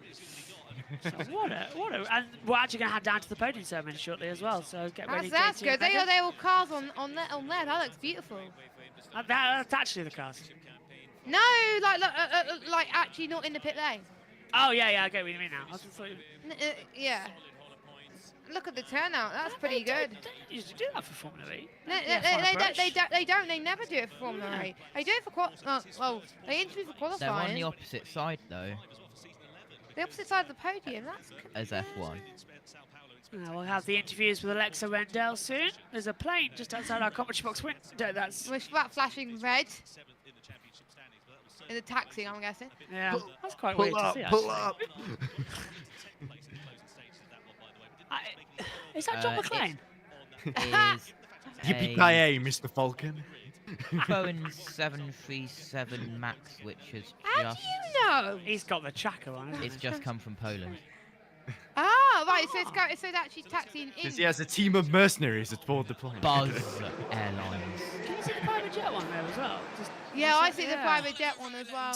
Oh, here's Roland, about to be interviewed. Right, let's head down to the world speed and battle cam. I've been coming to Mexico for a long time, and I never had any luck. I always wanted to stand here, so yeah, super happy. I mean, the car was great. The race was mega. I think with the attack mode, the strategy was unbelievable. But I've always wanted to stand here in the stadium with all these amazing fans, and yeah, thank you very much. And you've got to tell me about that fight with these 2 Porsche-powered gentlemen next to you. Yeah, I was struggling a little bit to be efficient. My balance was good, but I was struggling to be efficient. And then obviously I took the 6 minutes and the safety car came. I thought, oh, no, not again. It was the same thing as Sao Paulo. But obviously I had 80 seconds or 70 seconds, and I was like, right, I'm going for it. So yeah, I went for it and managed to get past 3 of them in half a lap. So incredible. Ladies and gentlemen, your race winner, Oliver Rowland. Oliver Rowland takes victory then. 4th of his Formula E career in his 80th start. Sensational job from Oliver Rowland. Podium, of course, to come here in Mexico City as well. What a job from him and from the Nissan team.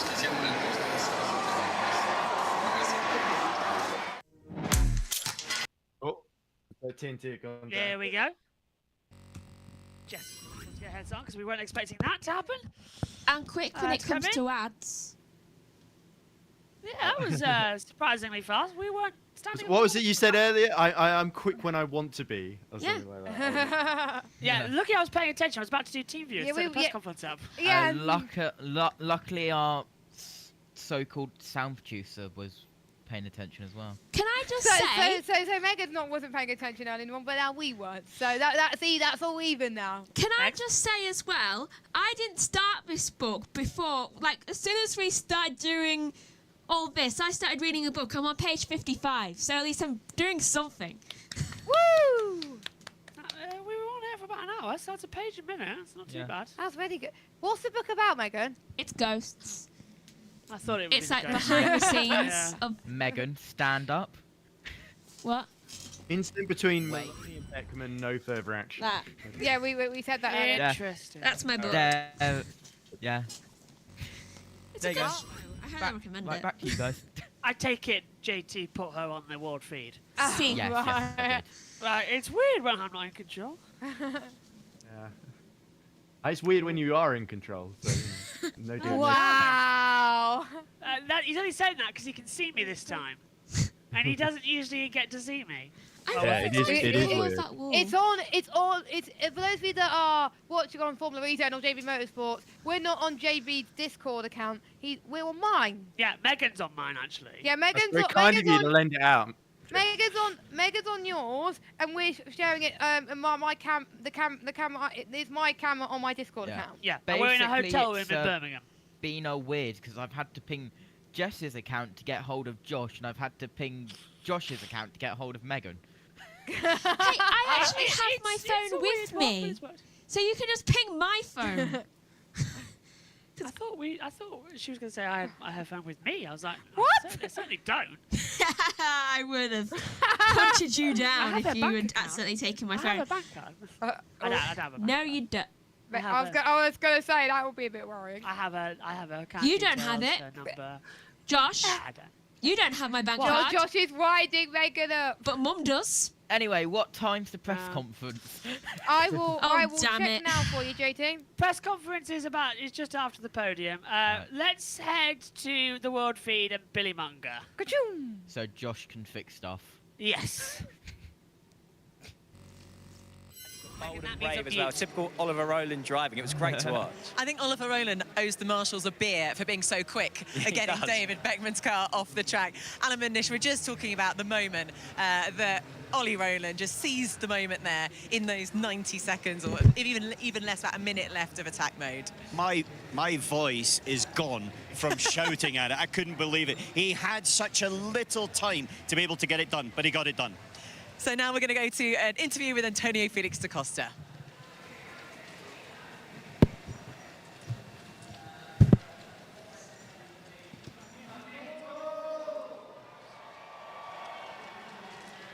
It's taking its time, but here's the interview.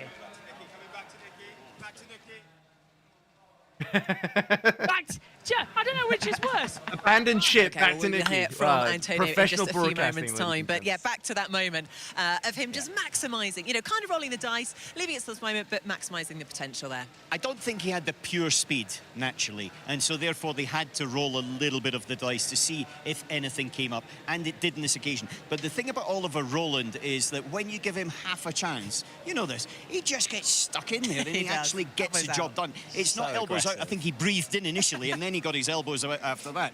But he drove super well, and he really was clever on the last lap by making sure that he was super quick out of the last corner so that da Costa had no chance at turn one. So he's quick at the right moments in the circuit. A very thinking but very aggressive drive. Absolutely, so well deserved to take that top spot, his first win of the season. Now let's try again and hear from Antonio Felix da Costa. Antonio Felix da Costa, our new championship There we go. leader. Talk me through that race. Well, Viva Mexico! This is insane. This is la mejor afición de toda la temporada. Gracias. I'm happy that 2 podiums in a row. But it looks like it was the weekend for P2 because, yeah, in quali we just missed out, and now in the race, I guess that safety car. I need to review it to see if it was beneficial for Oliver or not, because we built that gap. We knew he was coming, but we had that gap to protect us. And he did a good move for the pass there for the win at the end. I'm a little bit disappointed, but still, it's a long season. I came here with a mentality to score some good points, and we've done just that. So happy with this. 2 races, 2 podiums. How much does this do for your momentum going into this season? Well, actually, firstly, it needs to be said that it's the first time I go on the podium with my teammates since I joined this team. So for everyone back home, you know, they work long hours. So thank you guys for providing us with such a strong package. Championship lead at this moment means nothing. You know, I know the mentality. I need to have this here. It's there. We're doing a good job, and yeah, we're gonna try and keep this up. Thank you so much. Antonio Felix da Costa. Pascal Wehrlein. The first time you and Antonio have been on the podium together in the Gen 3 era. How good does that feel? Yeah, hello everyone. First of all, great that we have so many fans here. It's one of my favorite races. And I remember you singing last year, Pascal, our Mexican hermano, so I hope you do the same again. And honestly, this crowd has been so much and given you so much support this weekend. You are Mr. Mexico. You love getting podiums here. How did this race play out for you? I think it didn't go by plan. We are looking strong on energy, leading almost half of the race initially. Yeah, somehow it went off our hands. It is what it is. I'm sure we will learn something from it. And a quick word for the fans, of course. Can you say anything in Spanish? Am I putting you on the spot? No, it's not me. I can't speak Spanish. Thank you so much, Pascal. So then, the podium celebrations in Mexico City. What a race we have had at the Autodromo Hermanos Rodriguez, and the sellout crowd now making their way down to the stage. Now we wait for the top 3 drivers to make their way on to the podium. What a fantastic race that was. Drama from lights out to the checkered flag. Those late race safety cars really bunching things up and giving a golden opportunity for Oliver Rowland in the Nissan. He really does seem to love races where there's chaos, and an opportunity was there and he took full advantage of it. They make their way onto the podium in reverse order. There's Pascal Wehrlein on the right-hand side of the picture, the reigning world champion. Antonio Felix da Costa, now the new champion. Oh. Thank you. Yeah. If you're new here to Formula E Zone, don't worry, I'm back in Jeddah. Josh, you reminded me of something. Mama does have my bank card. In Nottingham. Because I gave her it so that she could get me those things from Tesco's yesterday because I wasn't going out because Noemi was around. Anyway, we got Oliver Rowland going. We got the podium ceremony happening once more, Josh. It's good news that she's back tomorrow, same as me. On to the podium. Have we got number 4 muted, Megan, so we can still hear the background noise? You do now. There we go. Josh. So, the Nissan get it as well, and I think Ed as well. The well-deserved win from Nissan. Really strongly done. Yeah, they had a couple that they fumbled last season. Like, Tokyo slipped out of their hands. They had to pick themselves a second. Misano, where they ran out of energy. But yeah, you have to say, they had to rebuild that team basically from scratch since they took it over from Edan. And they've done a really good job. And hiring Rowland was the best choice they could have made because he is just absolutely in the form of his life. But yeah, here's Pascal Wehrlein. In the interview with Wehrlein, he just sounded happy, frankly, to be alive after the crash in Brazil. And just to get on the podium, get his season off to a good start with some podium points as well as some pole position points. I think Pascal is absolutely still in the hunt here and can still turn things around. I think as well, Pascal proving he's got great race pace, Jeff. But more importantly, he's not going to stay number 2 forever. No. No, he's not. And I think it's going to show that the Porsches are going to be a lot closer than we thought. And speaking of the other Porsche, we've got Antonio Felix da Costa going on to the second stage of the podium right now. Here he comes now. Really strong performance from him. It should have been a race win, but timing cars, restarts, and a sheer brilliant run from Oliver Rowland as well. He got the race victory. We'll talk about him momentarily, but double podium for Porsche. They take the lead now in the team championships. They do? Yeah, from McLaren, who I don't think McLaren scored very much. No, did Barnard get the point? Barnard got a couple of points, I think. The Bird didn't or anything. Barnard finished 10th, I think. Yeah, Barnard finished 10th. He got points. That's what I said. They got 8 points, yeah. So not a total disaster for McLaren, but certainly Brazil was a bit of an outlier. Anyway, here comes the man of the hour. Mr. Oliver Owen from Barnsley, New Yorkshire. Another race victory for him. Such an impressive run. Oliver Rowland victorious in Mexico. And I think as well, even he is going to be a bit breathtaking when the British national anthem will play momentarily, and then the Japanese national anthem for Nissan will follow. We'll go to battle screen and let you enjoy the national anthems.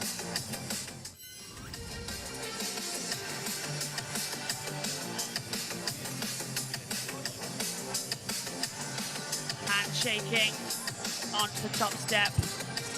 My TV pictures are frozen. I'll ask Megan to refresh them. It's okay, I've recreated the whole scene here. So.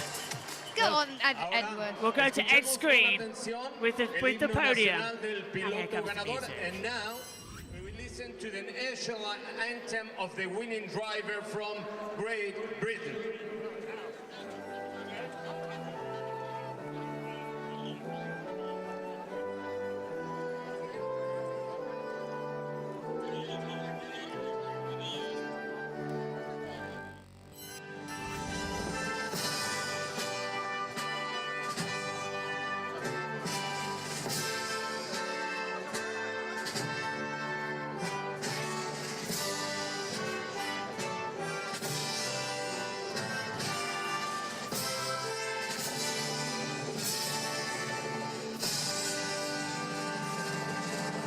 And now the Japanese national anthem for Nissan. Escuchemos el himno nacional del equipo ganador. And next, the national anthem of the winning team, Japan.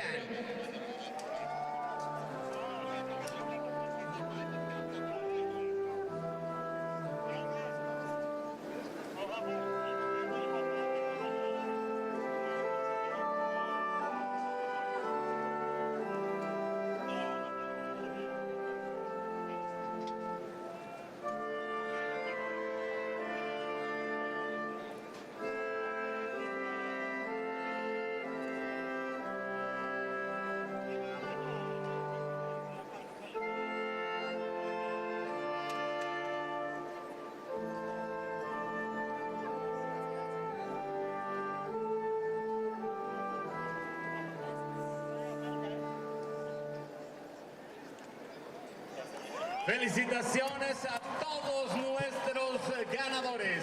The amazing national anthems of the United Kingdom and the Japanese national anthem.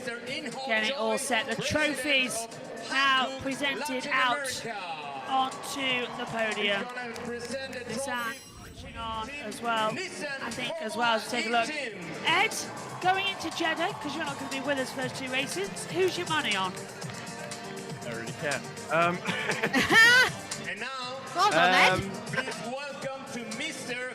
The best in Champagne. President of Hyundai. I think Jaguars will probably do a lot better in Jeddah, but I think Porsche is still definitely the team to beat at the moment. Trophy for the third place. I think Porsche are the ones to beat right now. And I'm sure we'll discuss it in the wrap-up show. Third place now being presented to Pascal Verline. Super impressive race from him. His first points of the season too. A bounce back from a bounce off the wall. But it should have been a win for him. He got the pole, but the strategy didn't work out for him. Should have been better. Sergio Perez's father. Oh yeah, it is, isn't it? Oh, I love his father. I love his father. Yeah, this was saying one Perez in 2025. Yeah, it's true. I'd be a bit cruel now, aren't I? And Tadej Vizcarra is going to get a massive cheer from the home crowd. Brilliant here. Portugal and Mexico are not really in the same part of the world. Who but cares? Welcome to Mr. Carlos Slim, member of VIA. Oliver Rowland. Carlos Slim, world's richest man, or formerly world's richest man. Ollie Rowland gets the top trophy for finishing P1 today in Mexico, Josh. Formerly the richest man in the world, now the current richest man in the world is losing his marbles on Twitter. The X. Sorry, X. Twitter. It still has the same handle. I don't think it matters where he's loses his marbles, he's lost them. For the first time in 2025, it's champagne. You're literally right next to each other. There's no excuse. Right. It's champagne time! We're going to stay together. Where are we?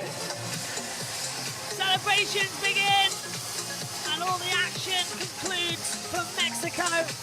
The season rounds on to Jeddah, a brand new street circuit for Formula E in Saudi Arabia. A double header and the first race for the pit boost recharge mid-race. But Mexico has thrown up a stunner that launches into 2025. Okay, you can mute now, Megan, on number 4, and we'll go through a quick sum up before we hand over to the world feed, as we'll also be bringing you the press conference in a few moments' time, so you'll hear from the top 3. Josh still hasn't answered a question in comms chat from like 10 minutes ago about it. Well, we'll get that. I've been on air, we'll get to that in a second, don't worry. Jess, what did you make? Yeah, Jess, what did you make of that race? What a race to kickstart 2025. So many different strategies going on. Porsche's are the team, well, the powertrains to beat right now. Oliver Rowland, the moves that he made was really amazing.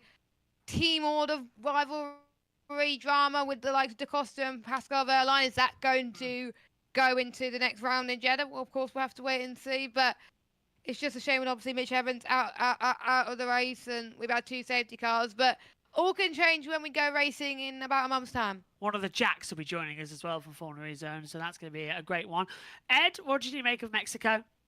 I thought it was a little bit not pedestrian, but there was a little, because it was still quite fast, but it was a little bit of a processional near the beginning, and then once attack mode sort of became a factor for the leaders, and we saw everyone trying to get out of sequence on strategy, Dennis sort of going earlier and sort of splitting the Porsches, that really put Wehrlein in a weak position and Da Costa in a much stronger position. And then that safety car near the end, almost exactly what Oliver Owen would have wanted. I think when he saw it happen, he thought, oh no, I'm going to waste all this attack mode. And then suddenly he's like, oh great, it's coming in. I've still got another minute to go. Let's go for the lead. And yeah, he pulled it off. The not easy moves to pull off, especially the last one on Da Costa was incredibly tense.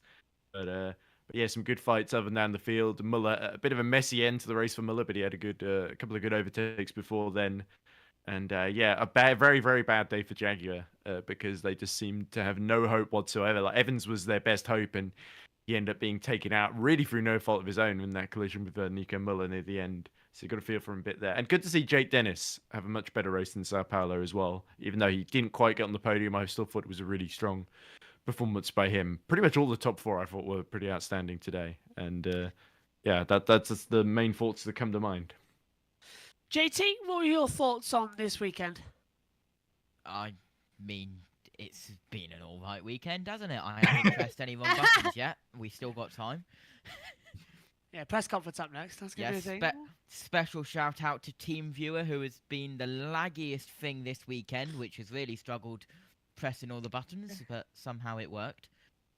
Well, massive shout out to JT and Megan and then Edge, by the way, for holding the fort during FP2 and qualifying whilst we were also sport. Without this, the stream wouldn't happen on JB Motorsports. FP2 until it was like 10 minutes remaining. What? I was eating. Oh no, it wasn't. It was like 20 minutes remaining or 25. Something like that. Yeah, but without those 3, the streams wouldn't happen on JB Motorsports. Did anything interesting happen in those first 20 minutes? I don't think so. But fairness, Megan we were was 6 struggling, minutes so late. she was grateful that I showed up, I think. In fairness, we were 6 well done, minutes guys. late to it.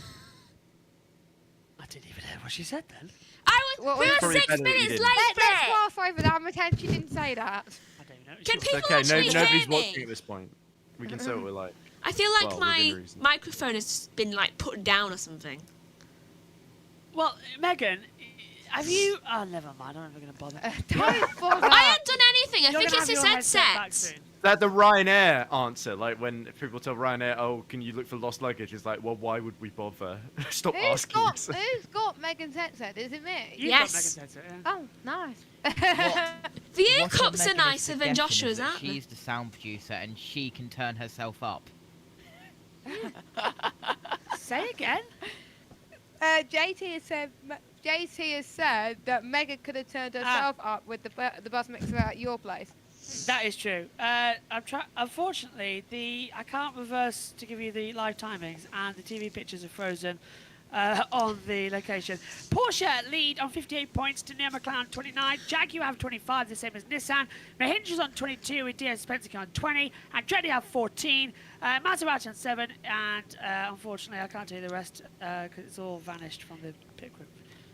It's just so annoying. It just keeps refreshing and then it goes away again. Yeah. TV pictures have gone on my side. I hope that's Josh messing around with stuff, because that's not me. All I could see...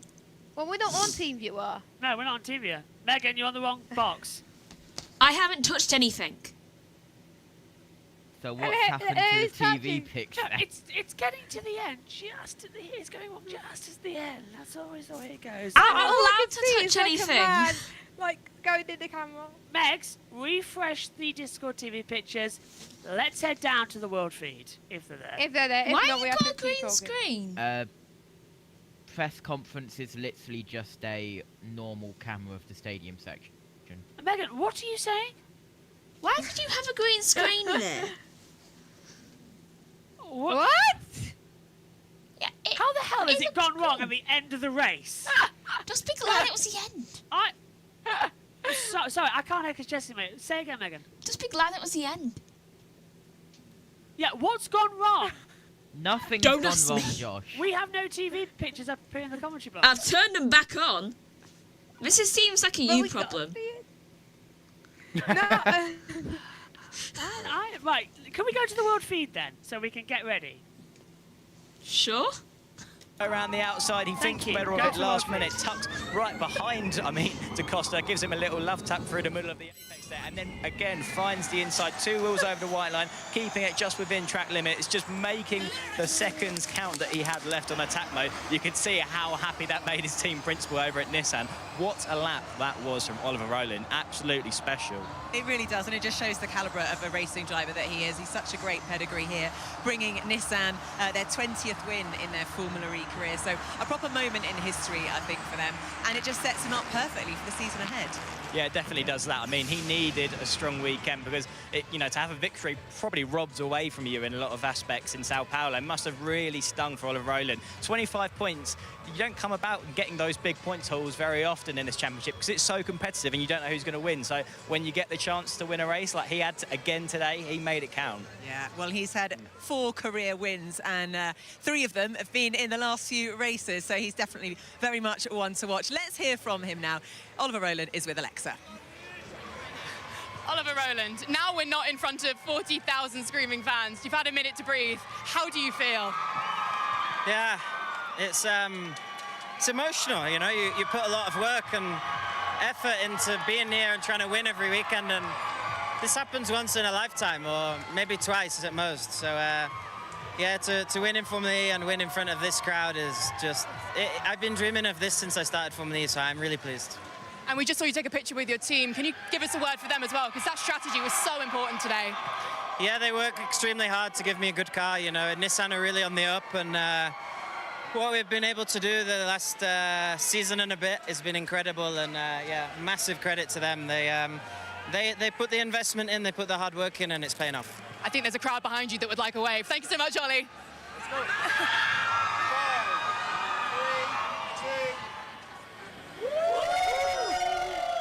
So all ages are the support for Oliver Rowland here.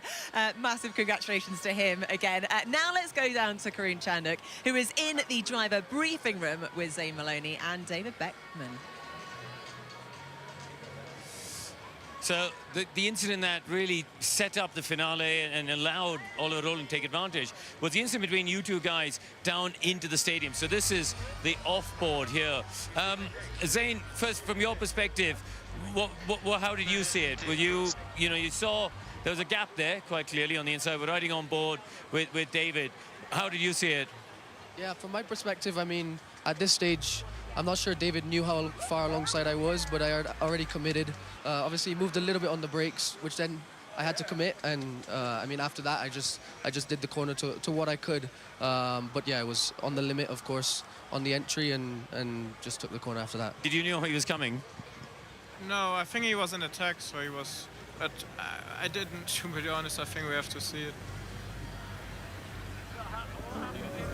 At this point here, you can see obviously he's come down the inside. I mean, So he's won. yeah, do you think, you know, clearly here, Zane's got a lot of speed, and you're pretty much on the edge of making the corner. Were you a bit worried that you'd end up in the barrier? Yeah, I was. I mean, once he moved on the brakes, I had to commit even more, and then the corner became difficult. But, I mean, I still made. I was under control. It was close, like you said.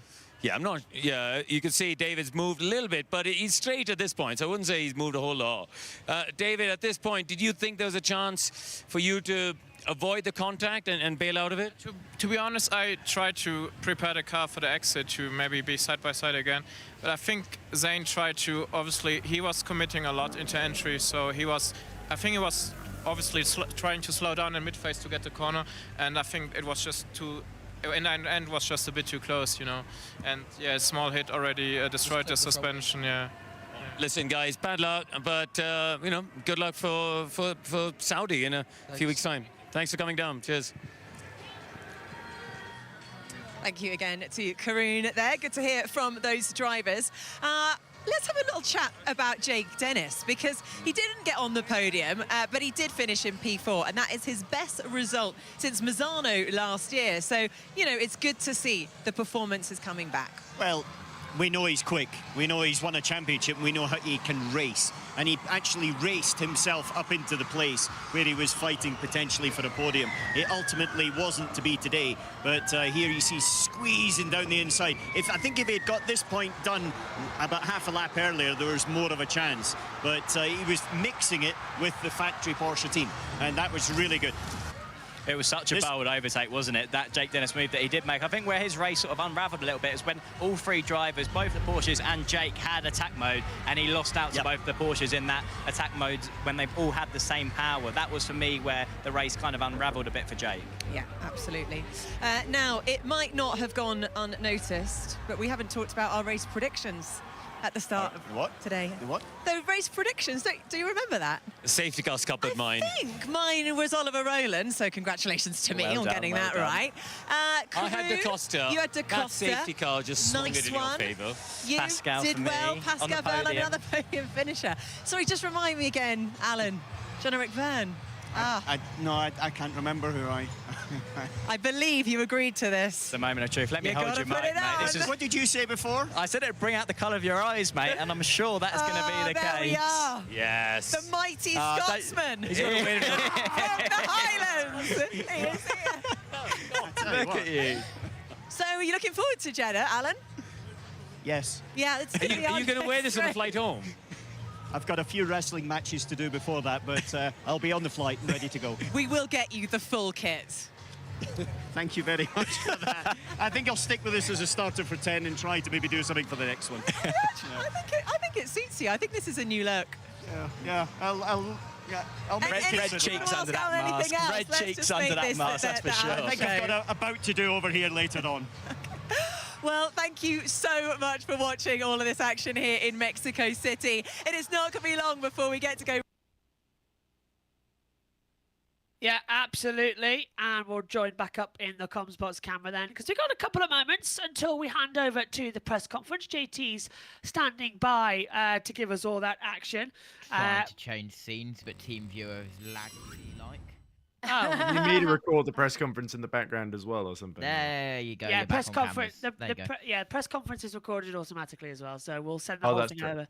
You'll have Okay. to do some editing though, Ed, to get it course. out, but it is there. It But is it'll, what it but, is. it'll be on the media centre hopefully afterwards, maybe. Yeah, they've been uploading them this weekend, surprisingly. Oh, okay, Although that's good. I will apologise that we couldn't bring you Shakedown. There was no shakedown in the media centre. Yeah, as Megan will point out, me and her sat in the commentary box for a while waiting, and nothing ever came. Yeah, the one thing I wanted to Why are say we was, waiting? wasn't TV direction absolutely abysmal today? Yes. Like they were going 3 wide, and then they cut to like a team principal or the fans, and they cut back at like an empty turn, and the cars arrived like 5 seconds later. That is like classic where the car's gone because we got so distracted by Roger Griffiths' face for no reason. And the crowd. Let's not forget the crowd. I don't even know why. Yeah, well, the crowd's not their fault because and it's not really Roger Griffiths' fault either. But I don't know why we see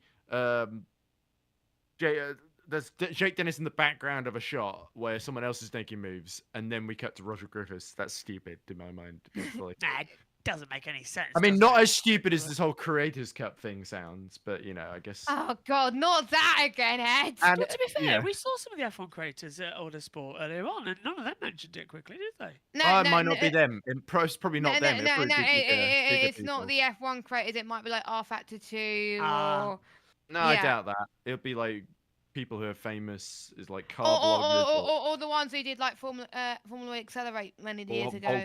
Voltage, whatever it was called. Yeah. Oh God, not Voltage. It's basically going to be that, but in cars. They would essentially. they would have informed that they were doing it anyway. But anyway, We've got the world feeds on our second monitor. You can see directly here in the commentary box from where we are. A makeshift. We're literally in a hotel room in Birmingham. So this is how we've been doing the commentary. Josh's Yes. hotel room. I need to get a taxi to mine. Yeah, Jess is staying literally a minute or so outside of the NEC. I'm at Birmingham Airport, which I think I've got the cooler hotel. I've got the airport. I can see the tower right there.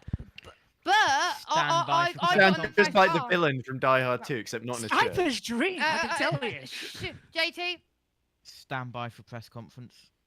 Okay, we'll hand out. We'll as soon as JT says the press conference is on, I'll shut up. They've gone on to the standby screen. Okay. We shall wait for them to. So am refresh I- it on your iPad, Josh. Yes, Am I the not iPad's, needed being a because bit- right now Megan? all I'm seeing on TNT is just the football. I don't even know. Yeah, what look it to is. the other monitor, Megan. Yeah, I on the can see that computer. one, but I think Dad watched this earlier. Eh? Yeah, they've gone to stream starting soon. This is a football match that we're seeing on TNT. So yeah, we'll get ready and have the press conference shortly to come your way. Yeah. So final thoughts then, wrapping up. I've got the race literally in a rundown here. Let's talk. I want to say a little bit. Great job, I thought, from Da Costa. He was the early bird, wasn't he, Ed? And Jess, it was You sort can of. get the worm though. Nah, I think I came up with some good ones for Dennis though. What was it? Denny boy. Was it?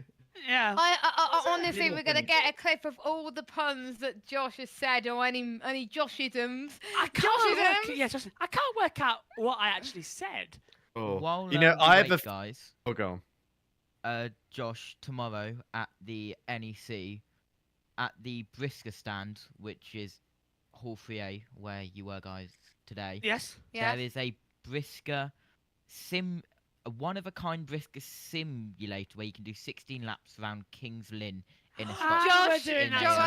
Josh, you're doing that, and I'm filming it. We've got a couple. Actually, we're doing a simulator race between me, you, Tom, and No, we're not. Richard, but Time Attack. No, yeah, time attack. Yeah. Yeah, and we'll play that throughout the couple of weeks of some pre And we got British Touring Car interview Yes, filmed finally. and Ollie Bem, and I would get Oh, Croft, nice. but I would get Croft, but that's a bit. Yeah, Crofties was a bit all over the place. Yeah, where was Ollie the cat? It wasn't us interviewing, it was Crofty interviewing. Yeah, Oliver Behrman was about as easy to get to today as it was for Vladimir Putin to get Ukraine. Honestly, Ollie's the most down-to-earth guy. What, did you he's think it was lovely. going to be easy, and then there was Yes. like a load of Yeah, stuff happened that honestly, you didn't weren't there. expect? There was a massive queue for the meet and greet, and guess what time they started? 11 a.m. Yeah, so it was all nuts. And the meet and greet wasn't until 1 o'clock. Yeah, and they had to put barriers up behind the main stage because the queue was going behind there and kind of. I Tell you don't- what, this thing, it may be good, but you're not getting much access for it because of Oliver Behrman. It's only free access, and that's it. Yeah. And also, we have a special access area for the live action. Yeah, That's it. I think the live action is going to make up for it, though. Hopefully. Yeah, I'm so excited to watch that again because it was fun to watch yesterday. I'm Yeah. gonna definitely want to watch that again tomorrow. Yeah, we're recording the whole show from two different points of view, so we can sort of split between them and in and And I'll know roughly where to look last time because I can watch it again. Please, can I edit that? Because that sounds like fun. All right, fine. We'll give it to JG to edit. Yeah. Well, the plan is I'm going to put it on OneDrive tomorrow night when I get back to the hotel. Yeah, and this. In Go on, JG. other words, I am the king of doing 2 camera edits. If you've seen the stuff that I put Yes. on my channel. Oh my God, this could be good for the podcast. Yes, yeah, we've got our first one of the year coming up tomorrow, and then after that we'll do another one where we'll review the first 2 And we got Richie joining us. Yeah, it's gonna be a lot of fun to have Richie in. So yeah, that's gonna be JBMotorsports. And we can ask him, he was here today with his friend. Missed him though. I did. I did not see him at all today. To be fair, it was weird because I ran into Tingram a couple of times again. Did you? And said I'll catch him at yeah, I did. Yeah, I said I'll catch him at Open Day. He did. We need to try and get Jenny tomorrow. Yeah, Jenny was hanging around, but they went over on their slot with her. Yeah, but I'm gonna film Jenny Gow as well. Yeah. But it depends, like schedule time. But what time we'll is the figure it press conference meant to start, guys? Are they showing highlights right now? I'll check the media. I'll check the media centre. Because it's unless this is the press conference now, they're doing some fancy intros. What we've got right now is I'm going to go highlights. back to doing some sim racing commentary at 10. So you know. Yeah, we don't have too long. No results. No, that's set to the wrong one. Go up. It needs to be Mexico. I did get somebody asking me how did the stream go, and I said we're still going. Like Formula E Zone. It's meant to be starting now. The press conference. Yeah, I reckon Maybe they're having it's to their play special intro. I think they're going some filler. So I think they're showing the highlights. At the moment, Many guys, on the celebrations. press conference screen, I've just got the ABB Formula E World Championship logo on a blue screen. Eh? We haven't got that. We've got a race. Hang on a minute. Select racing. Are you on the press racing conference. screen? Oh, I hit the wrong screen. We're watching highlights of the race. We're not even watching the right press conference screen. Oh my! Oh, Wait, here we go. go! Here's the press conference. I've not got it. Refresh your screen and you'll get the press conference. Go. Starting with Oliver Rowland. Let's head to the press conference. Do I have to do anything? Hold on. No, Megan. Okay, good. That's very bad from Formula E there. That we haven't that coming. Right. Change it to press conference. Here's the press conference. Keep talking while I fix stuff. You're on battle screen. Right. I don't know quite how this has happened there. Yeah, it looks like they've got on the media center. They've got racing and press conference, and it didn't automatically switch to press conference. So they're showing the highlights of the E3. That's annoying. Yeah, not the best situation. But we will be uploading it on JB2. Oh, those poor editors. They work so hard to get the highlights out, and then it's like, we don't want that. We want the press conference. We'll put it on. I'll put it on JB2 when I get home on Monday. Are you done, JT? Yeah. I am literally trying to go back into OBS because of how laggy everything is. Hold on. Well, we've got the press conference coming up for you. Apologies that Formula E again It keeps crashing. Josh. No, Formula E, the media centre, it's abysmal because we're waiting for it, and then they don't tell us it's changed sites. So that's a bit unfortunate. Oh, it's the same website. It was just a different feature, wasn't it? Yeah. I'm on page 78 It now. could be a bit more intuitive. I agree. It could be a bit more intuitive. And, Yeah. apart Come from all on. the technical issues they've had. Come on. I'm on page 78 now, if anyone wants to know. I could just about make out Roland's lips. I think he said, "I got lucky." Yeah. Sucks to be you guys. Guys, I can't we do got it, anything. JT? No, I can't do anything. It's so laggy. Megs, JT, get off it. Oh, We'll do you it. promised I didn't have to do anything with that. Oh. No, I We'll can do it. I can do That's it not what he remotely. meant when I'm he said we scared. will do it. He meant Yeah, I don't he is mean in let's him let and Megan Jess. do it. Me and Jess, who have access to the team viewer, we will control it. Please, because But I have to type the password every time. This has really gone downhill fast, hasn't it? it makes Hey, me... Yeah, we are still streaming this. People might stumble across this. and Dealing think with we're technology makes me scared. Hello, everybody. Consider this is the BBC F1 forum where anything can happen at the last minute. Come on. Why is it not let me type the password? So I literally packed my keyboard, by the way. Because so I'm it using my doesn't laptop. like you, Jess. It doesn't like you. Ah, come on. It's rare because I don't think anyone else does dislike it that much. Yeah, I nearly said a password out loud there. That wouldn't have been good. Well, they don't know That's the okay. I would have There we had go. to mute you. You can't mute her. Oh, without hang on. muting Oh no, that's computer sound. Give us. I need that. Okay, her. I'm leaving it. Oh, it is slow. You're right, JT. It's not the best frame rate in the world. And I'll double check that it's actually Josh, playing. You could make. Yeah, you could skip it right to the beginning so we can capture all of it. Yeah. If you two want to talk amongst yourselves while I do this. Yeah, but even if you put it to I the can't beginning, do that. it will just I keep think I'm going to lagging. go to the loo while you guys are sorting the press conference is gone. Now they've caught up. So it was Formula E's fault. Excellent. Yeah, we didn't mess anything up this time. How do I switch to view, monitors? switch monitor, Josh. There you go. Done it. Ace. Right, now I need... You need battle screen, I think. You know, if it's all the same for you guys, I've got to go start commentating on something else in 20 minutes. So I think I might say sayonara. Good luck, Ed. Thanks, My Ed. co-commentator, Braden Hill, he has a brilliant Bradenism that I call it. Aha! There we go. He's called the pole sitter, the pole sister. Ed, we gotta go to the press conference. I've got the press conference. Okay, Bye. bye. Guys. There's the press conference. Once it works, please.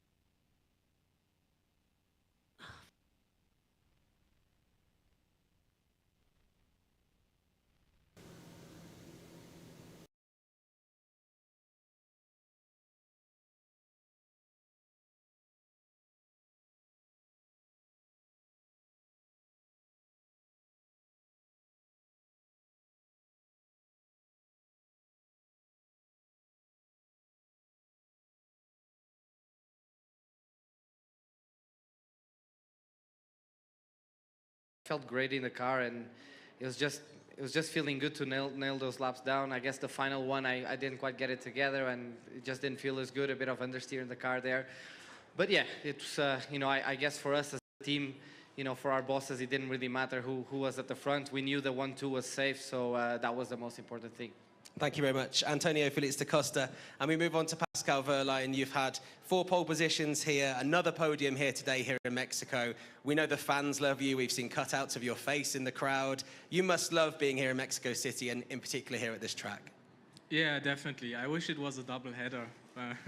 I've been asking for it for a couple of years now, but yeah, I mean, I love coming here. First of all, for the fans, you know, I feel like they are the best fans in our racing calendar, so enthusiastic. They love motorsport, they love racing, they love us drivers, so many presents and gifts, and yeah, I just enjoy being here.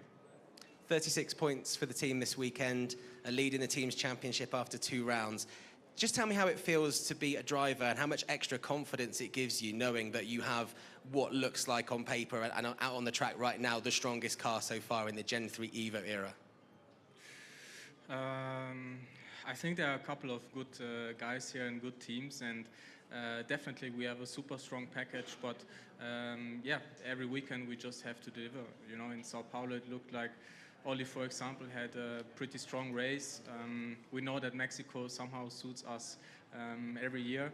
And on my side, I have to say I'm just happy that, you know, rebuilding a completely new car here in Mexico, my mechanics on Wednesday and Thursday, that the car feels nice, it feels normal, and I can fight with it again.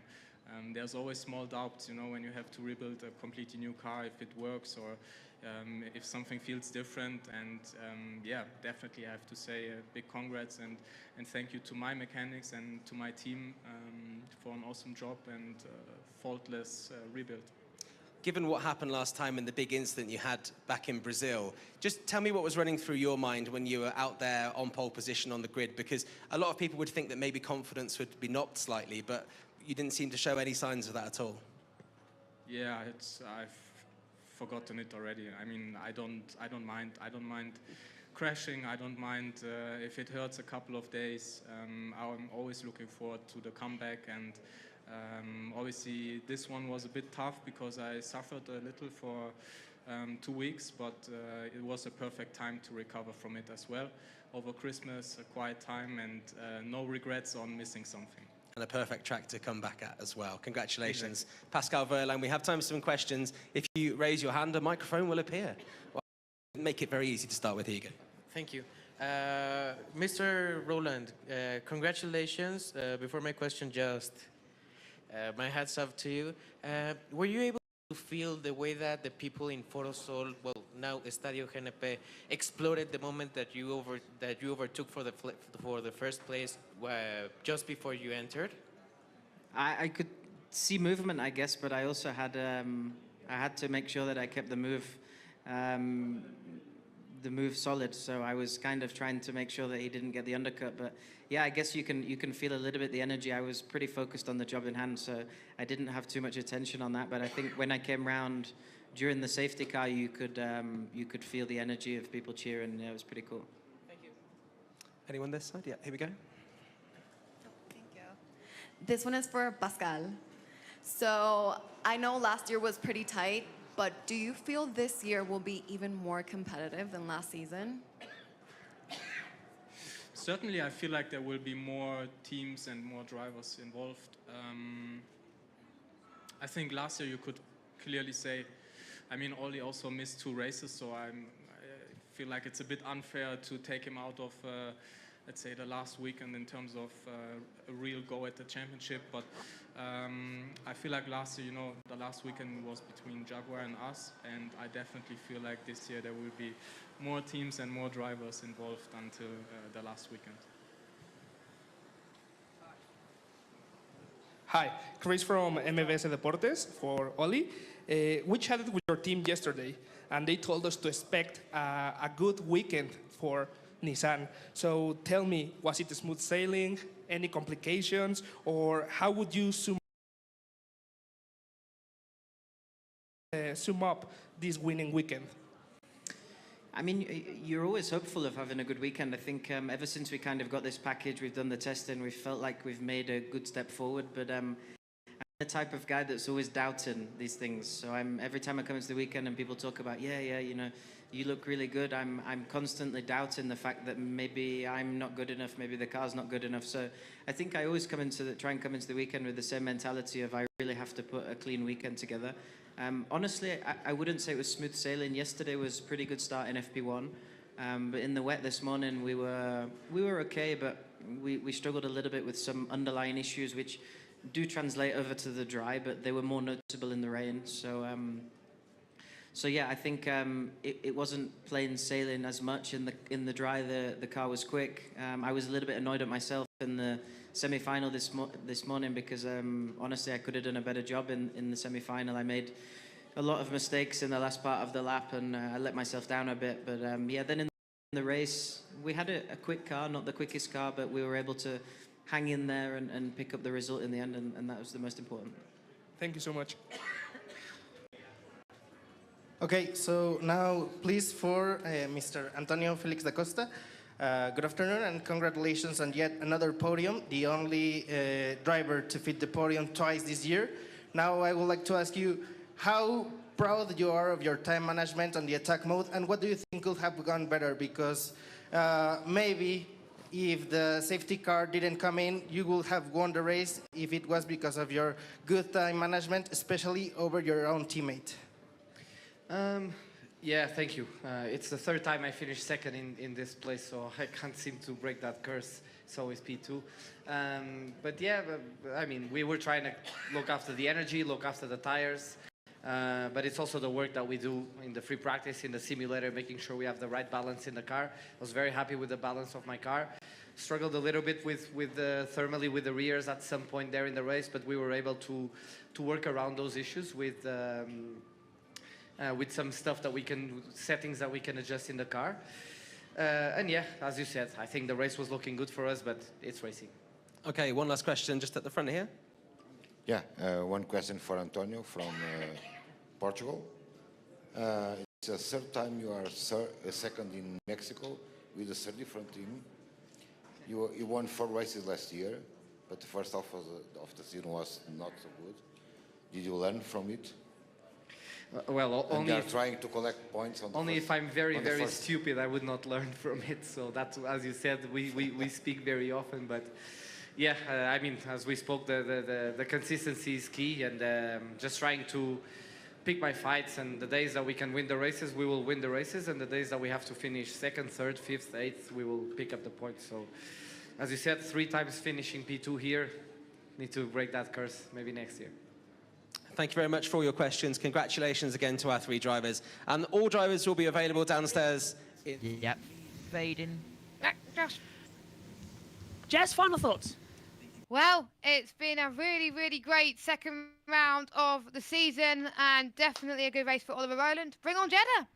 What a fantastic Mexico City E-Prix we've had here in 2025. Sorry for the bit forum-style ending, but it adds to the comedy value when you got to see the press conference. It'll be on full on Formula E Zone as well, and we'll upload it alongside the highlights on JB Motorsports 2 as well, and Jess will be on it as well.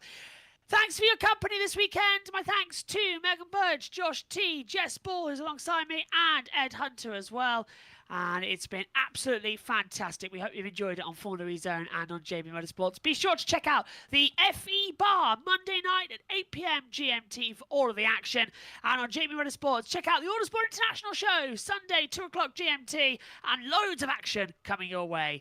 Well, 2 different winners from 2 very different races to start Gen 3 Evo. Next up, the streets of Jeddah for Saudi Arabia's doubleheader. We'll see you in a month's time. Take care. Bye-bye. Hold on.